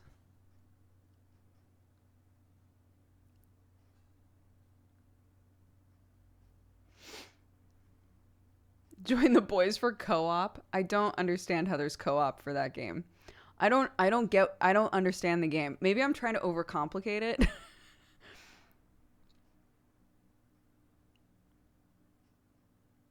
But like what is the like are you all starting at the same place and you're trying to get to the end the quickest? What is the multiplayer? Are you partners with a D?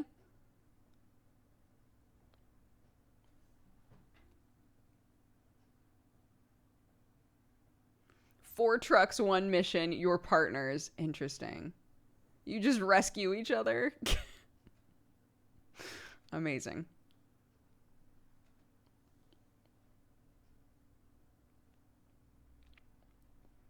I love it.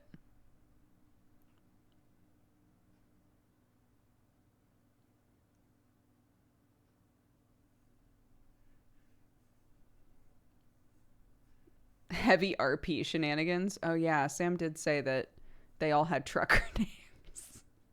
Did he go with Mud Flaps for his trucker name?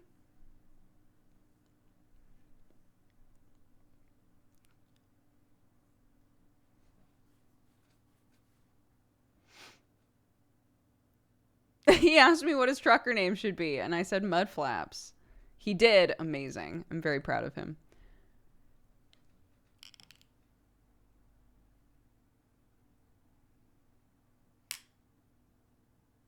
Let me sneeze, please. Oh, God. Whew. Came on quick.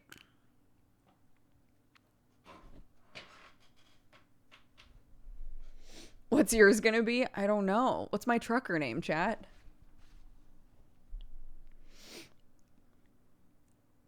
I'm 100% invested in you playing SnowRunner. Is it fun to watch? Is it a fun game to watch?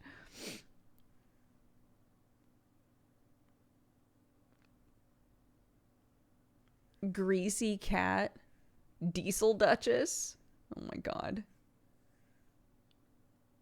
Truck bonus. Fuck.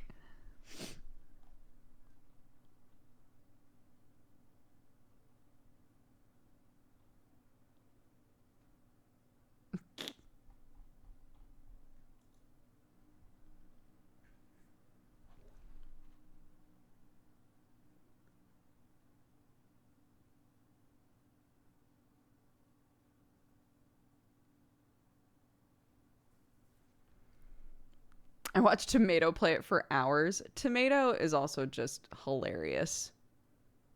Tomato doesn't have to do anything and he's funny. It's not a fair comparison.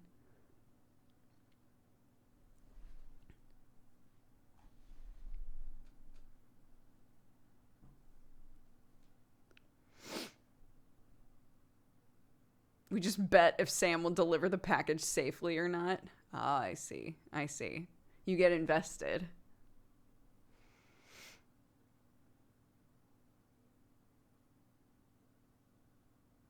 You're funnier than Tomato? Thank you for lying to me. That's very sweet. No background music. I never have background music. Never.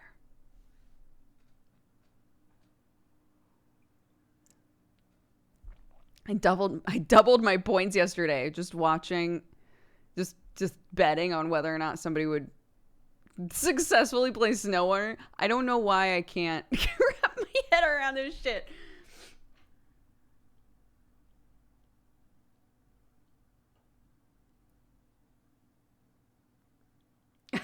We do background music during like craft streams or like cooking streams. We do background music then. Put on some lo-fi, you know?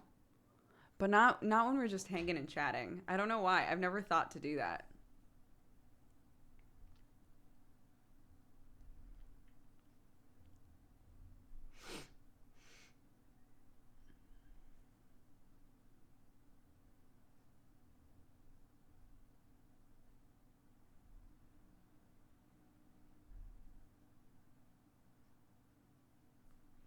This is Vim.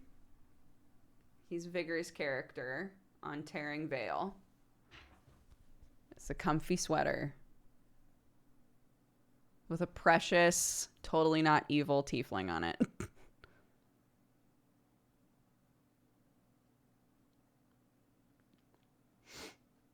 You're on the front page. I am? Hopefully that'll be the screenshot so people are like, nope. I clicked because we're both wearing Vim sweaters. You know it. You know it.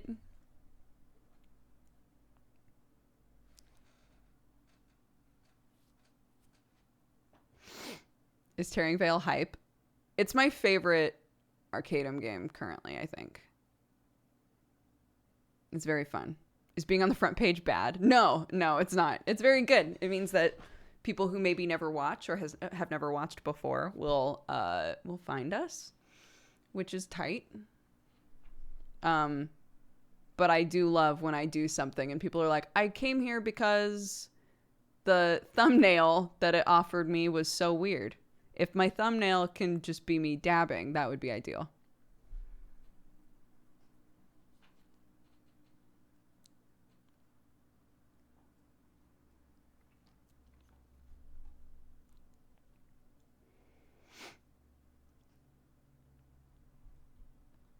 Have you stopped drinking coffee through a straw? Did I ever drink coffee through a straw? Did I do that before? When? When did I do that? Just hold a 5-minute dab. Oh my God, you're right. I could just game the system.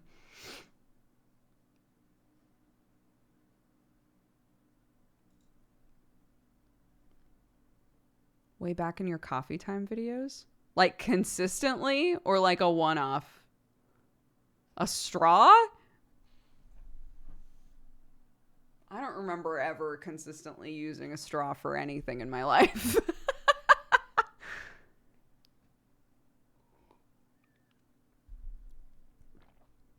Potentially, if I had bought like an iced something, or if I had gotten some sick ass makeup done and I was like, I don't want to mess up my lipstick. Those are the only situations I can think of. But lipstick Dooger is like a once a year situation.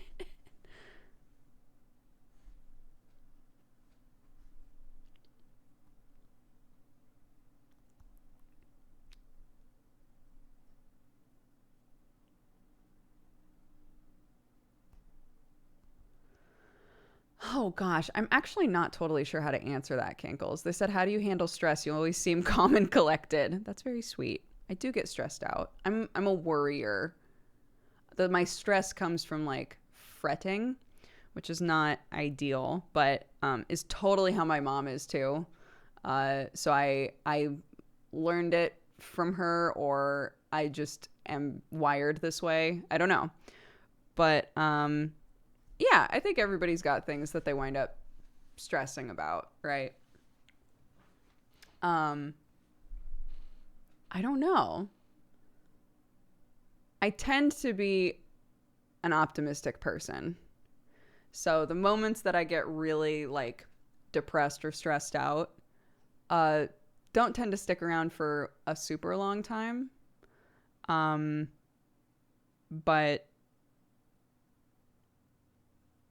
in terms of like recentering my brain, I do a lot of like making lists, like thinking about stuff that makes me happy, you know, about things that I'm grateful for. My mom 100% used to be the person who, if I was like in a bad place, would be like, okay, so how much sleep have you been getting? When's the last time you ate a good meal? Maybe play some DDR and get a little exercise in. And I would always be like, ugh. And then I'd do it and I'd feel a million times better, you know? So, yeah, there's like a checklist in my mind of things that I consider if I'm in a bad place. But I've met enough people to know that not everything that way works for everybody, right? And it's like a life process of figuring out how your own brain works and why it works that way, and what it is that you can do. Like, I realized at a certain point that a lot of stress that I had was miscommunication stress. It was me not communicating what was upsetting me. And so it made it a million times worse, right? This feeling of like not wanting to rock the boat and not wanting to like make a big deal out of something would actually like stress the fuck out of me. And I've gotten so much better about it since being with Sam, because Sam is I want to talk about it now kind of person. He's learned to be gentler about it because in the moment I can be sensitive. We've learned from each other how to converse better, right? And I've gotten a lot better about, if I get upset about something, saying to myself, okay, I'm putting a lot of blame on Sam here, but have I actually communicated? Have I told him that it upsets me, or have I communicated the thing that he would need to know, right? Like, he's not a mind reader, right? So in my efforts to not rock the boat, I'm actually making like a much worse situation for both of us, whether that's me and a friend or me and my partner or whatever. Realizing that has made a big difference for me in those moments when I get really stressed out. I'm able to kind of assess with myself, like, is there a conversation here that I can have with the other person that will, even if we don't come to like an agreement, will make me feel better just because I took the time to speak up, you know?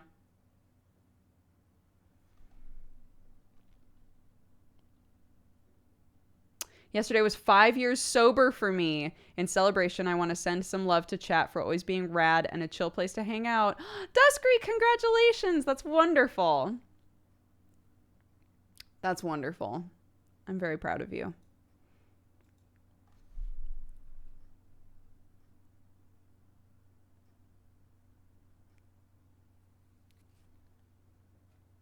Can you imagine gaining the ability to mind read your spouse? I do not want that. I would not want that. Not in a million years would I want that. Not in a million years would I want that.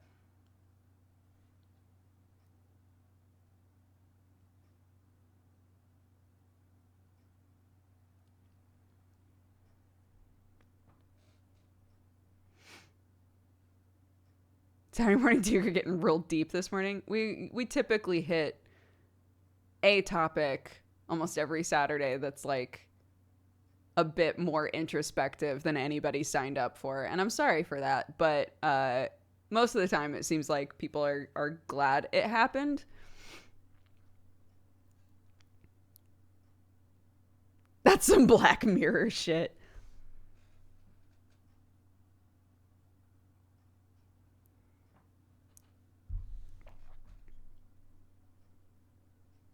What about the ability to know what they want to eat at any given moment? I also don't want that, because I would put so much, I'm very nurturing as a personality. I would feel so bad that I could rarely provide the food that Sam wants. And you might say, like, well, then he can sort it out for himself. Sure. But I really like to cook, and I really like to make food, and I really like to feed the people in my life, right? If I, like, put a bunch of love into a meal, and I knew deep down that all Sam really wanted was ramen, it would be sad. That would be sad.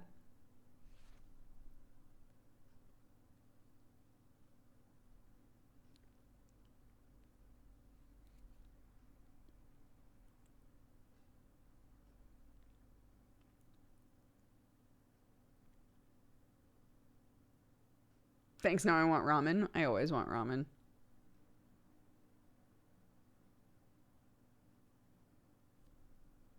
How is Clark with eating veggies? She's good with it. She was really bad with it for a couple days there after Christmas because Sam took this stance of like, it's Christmas, let her eat whatever she wants. And I swear to God, the ripple effect of that for like 3 days. It was like I would give her things and she'd be like, I don't want this. I want a biscuit. I'd be like, fuck no, you're not getting a biscuit. Eat your goddamn veggies. Yeah, Clark loves avocados. She loves sweet potato. She loves all different kinds of beans. She loves lots of vegetables. But for a couple of days there, she was like, no, I would like chocolate and I would like biscuits, please. It's like, okay. No. No, look me in the eyes. No, that shit ain't happening.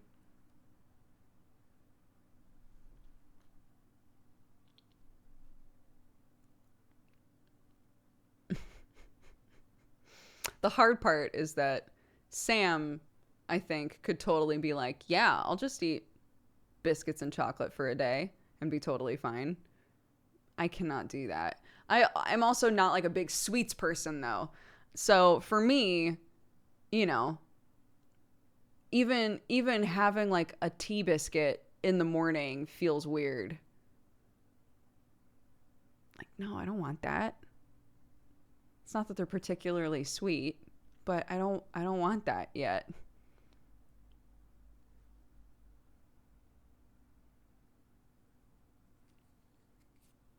What's the savory version of a cookie? A cracker? I don't know. Bread?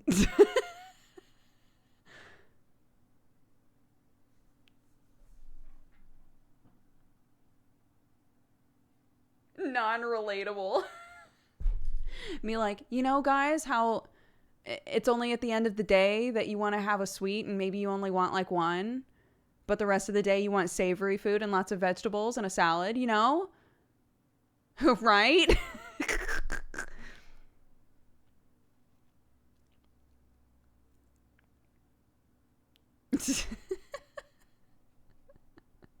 That's me. I could give, if somebody was like, give up all desserts forever, or, you know, something else. Give up desserts forever. Easy mode. If I could have delicious savory food for the rest of my life and never have a dessert again, I would be totally fine.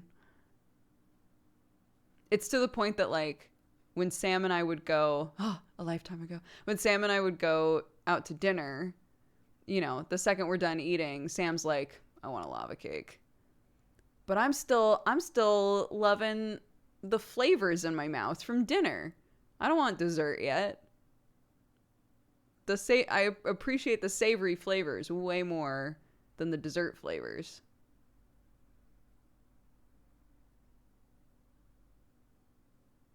We need a chat poll. Okay. Let's do a poll. Savory foods and desserts are both drowning. Who do you save?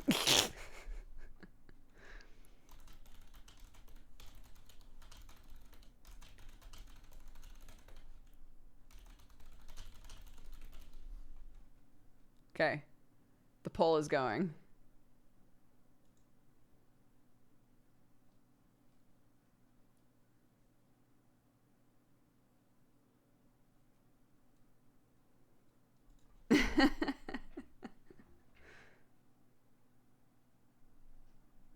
I love sweets, but I can't live without savory, right? Dude. I don't get the kill option. It's always on there. Every poll that I run, the final option is kill the merchant.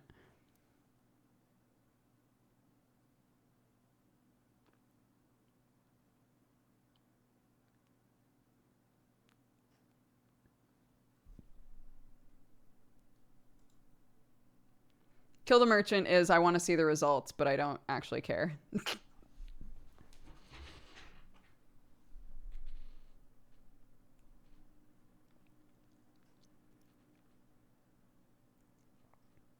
But I want to smooch the merchant. Oh, God, guys. I can't keep up all your demands.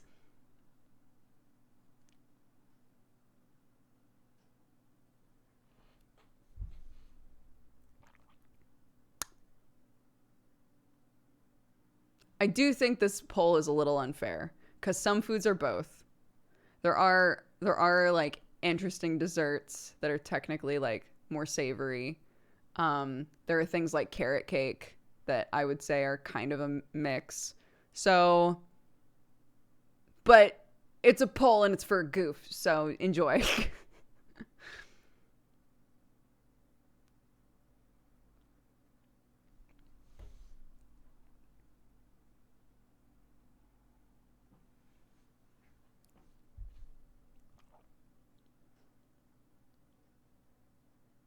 Popcorn, sure. Yeah, popcorn can be sweet, but can be savory.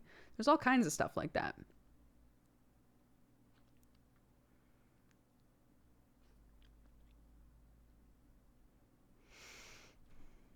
Oh gosh. I mean, Sam used to be really strict with how he ate, but like, you know, I ruined him.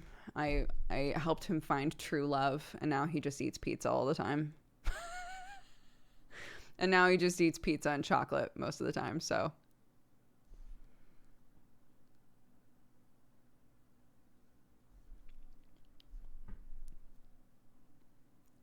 right?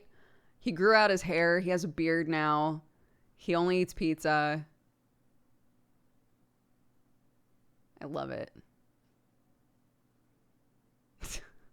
I don't love that he only eats pizza. Let me establish. I wish that he ate better food than pizza.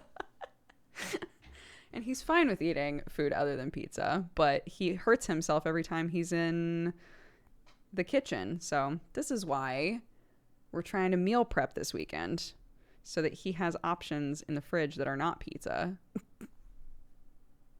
that he can help make and hopefully not cut himself. Fingers crossed.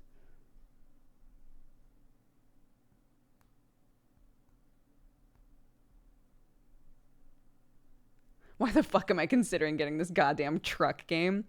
I I never would have expected that a truck game would have such ripple effects.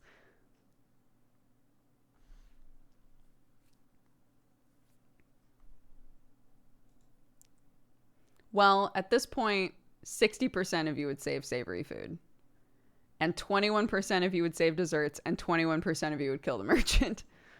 Poor desserts. Goodbye. Goodbye, desserts.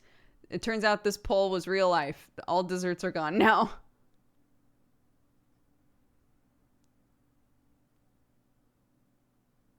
Is your finger okay?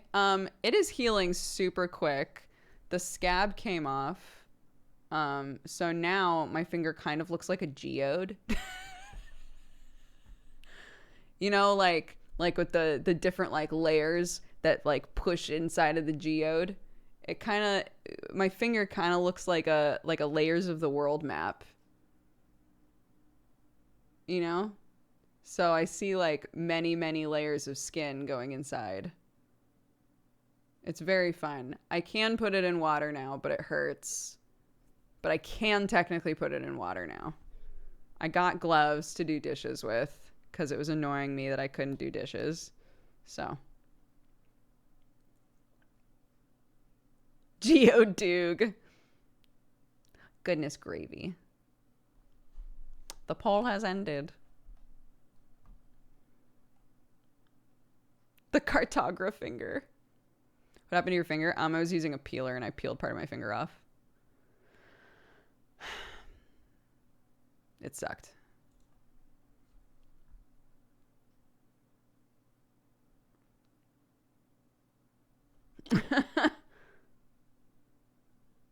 I cut my finger. Sam burned his hair. It was a great Christmas. Christmas Eve, went off of that hitch. It was perfect. Christmas Eve was super fun. Christmas Day, riddled with weird shit. But what can you do?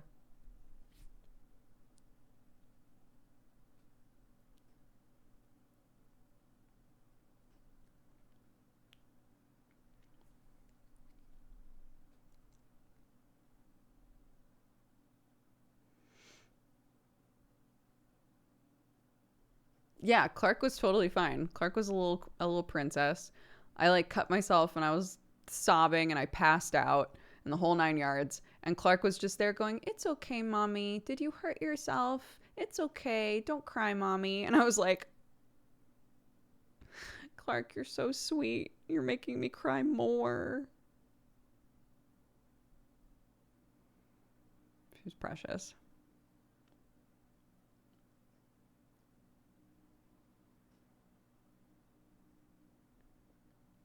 The concept of getting your finger with a peeler makes me shift into another dimension.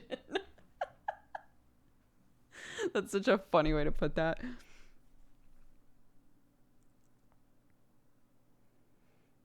I know. Lately, like, if I bump into things or something, Clark will go, "Are you okay?" And it's so sweet.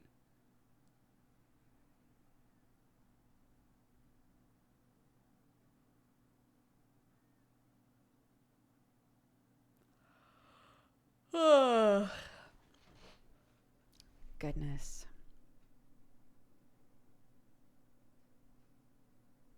She's learning from sweet people. Thank you, Marianne. Yeah, she's lovely. Oh my god, last night she was in a zone though. It was so bad. It was so bad last night. And I'm wondering now if part of it was that she was starting to, because I was telling Chad at the beginning of the stream that Clark is sick this morning.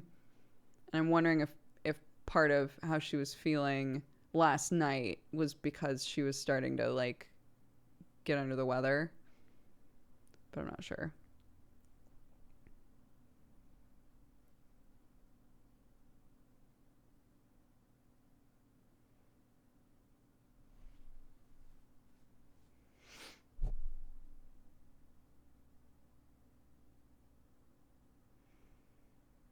Ugh. I had to look away from chat. I just read a thing that made my whole bod cringe.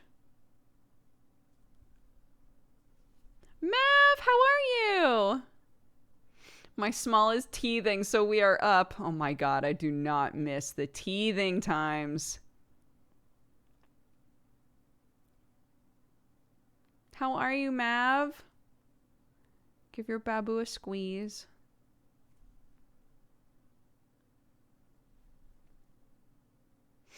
It happens with kids so much. You realize they're sick the next day and everything makes sense. Dude, yeah. Last night it was like everything needed to be screamed about. Everything was such a huge deal.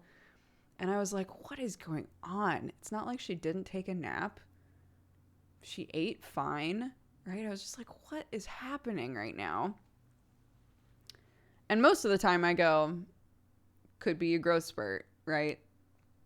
Could be a growth spurt. Could just be a bad night. Who knows? Hopefully we'll sleep and we'll feel better. But this morning it was we'll sleep and then it goes to shit more. But honestly, like I don't want to say emotionally, but I guess emotionally. Today, even though she's definitely sick, in terms of how we interacted, it was great. We communicated really well. She was very sweet. You know, she told me what she needed.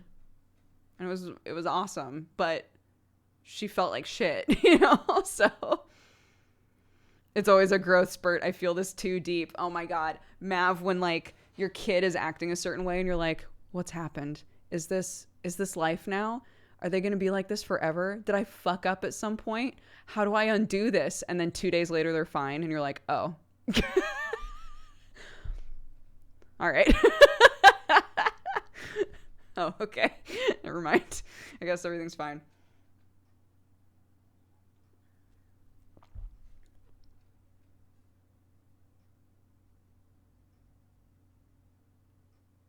How do I undo this? Yeah, because like I mean, we talked about this the other day a bit, but you know, it's a long game. The whole thing is a long game of like, my primary job as a parent is to help her understand herself emotionally and understand the world and learn about different types of people and situations and stuff like that in as healthy of a way as possible so that she can navigate it in a healthy way for her, right? It's not, I wouldn't say that like our job as parents is to like make her happy. It's to like help her understand how to make herself happy in a fulfilling way. And so like it's such a long game to figure that shit out and to figure out like what am I doing that isn't working? Is this right now? Is this moment that is making me sob because I just don't know what to do? Is this a result of me as a parent?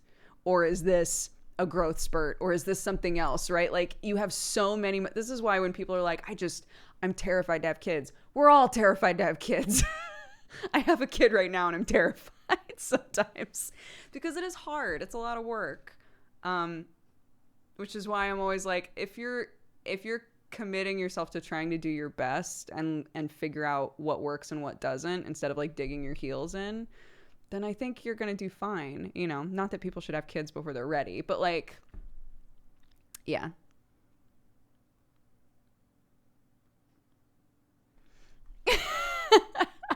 I joke they fade into the dark side. Keep the crucifix close.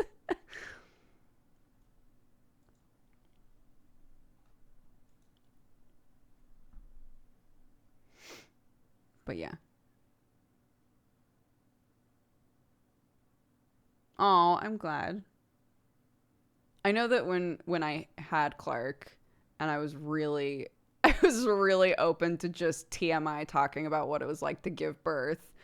So many people were like, honestly, I'm less terrified to have a baby now. That's great. And if like these sorts of conversations can do the same thing for like, oh my God, I'm so scared to have a kid because the terrible twos and the three-nagers, right? If talking about it kind of up front can help people like feel less terrified of it, awesome. But again, reminder, I only have one kid. I've only had experience raising one kid, and all kids are different. So my advice isn't always going to work, or like my experiences are going to be totally different from a lot of you.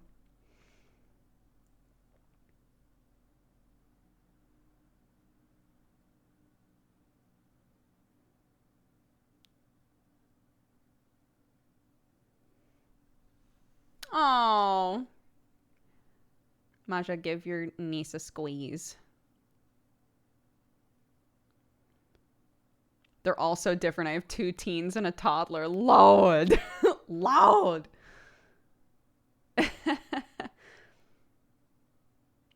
That is, I know people who have said that. People with like 5 or more kids have said the more that you have, the easier it gets. But I have no interest in having more than one kid. At least now, I have no interest in having more than one kid. So who knows?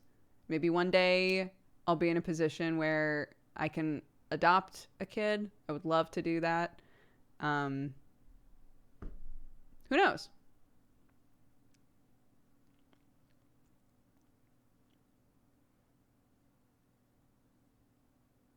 I'm good. Shop is closed, dude. Yeah.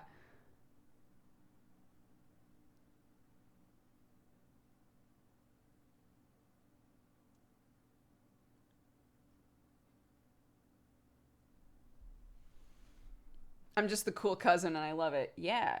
I have so many friends that are like, I don't want to have a kid, but I love that all of my friends have had cool kids and I can be like honorary auntie or honorary uncle or whatever the NB version of that is.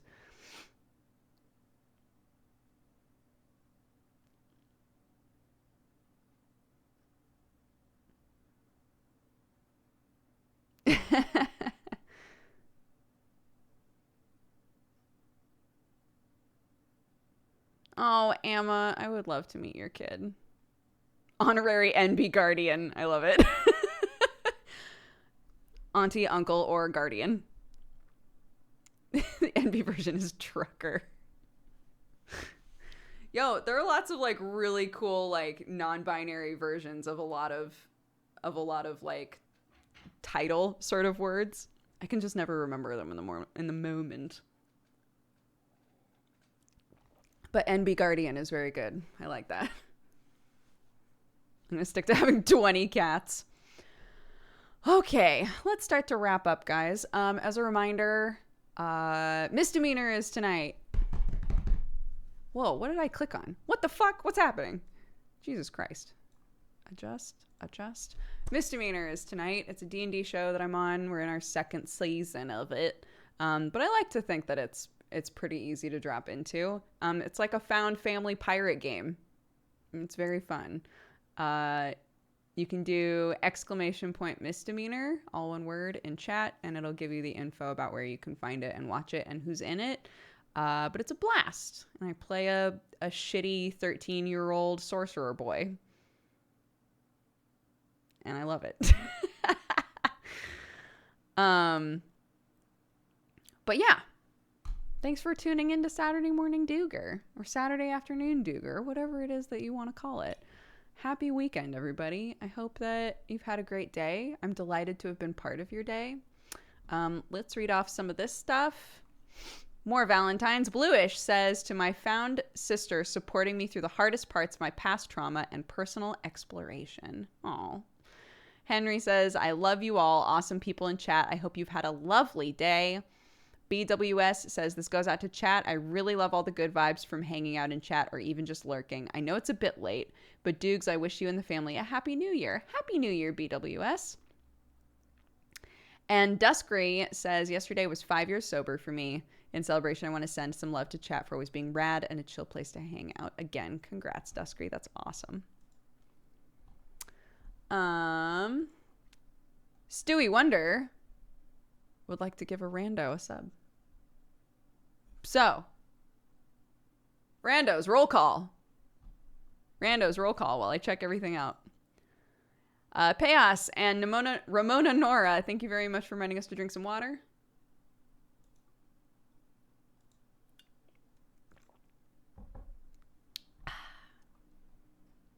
All right, scroll. First name that I see is Heir to Despair. Welcome to the Cat Gang. Bam. And that's from Stewie Wonder. Boop.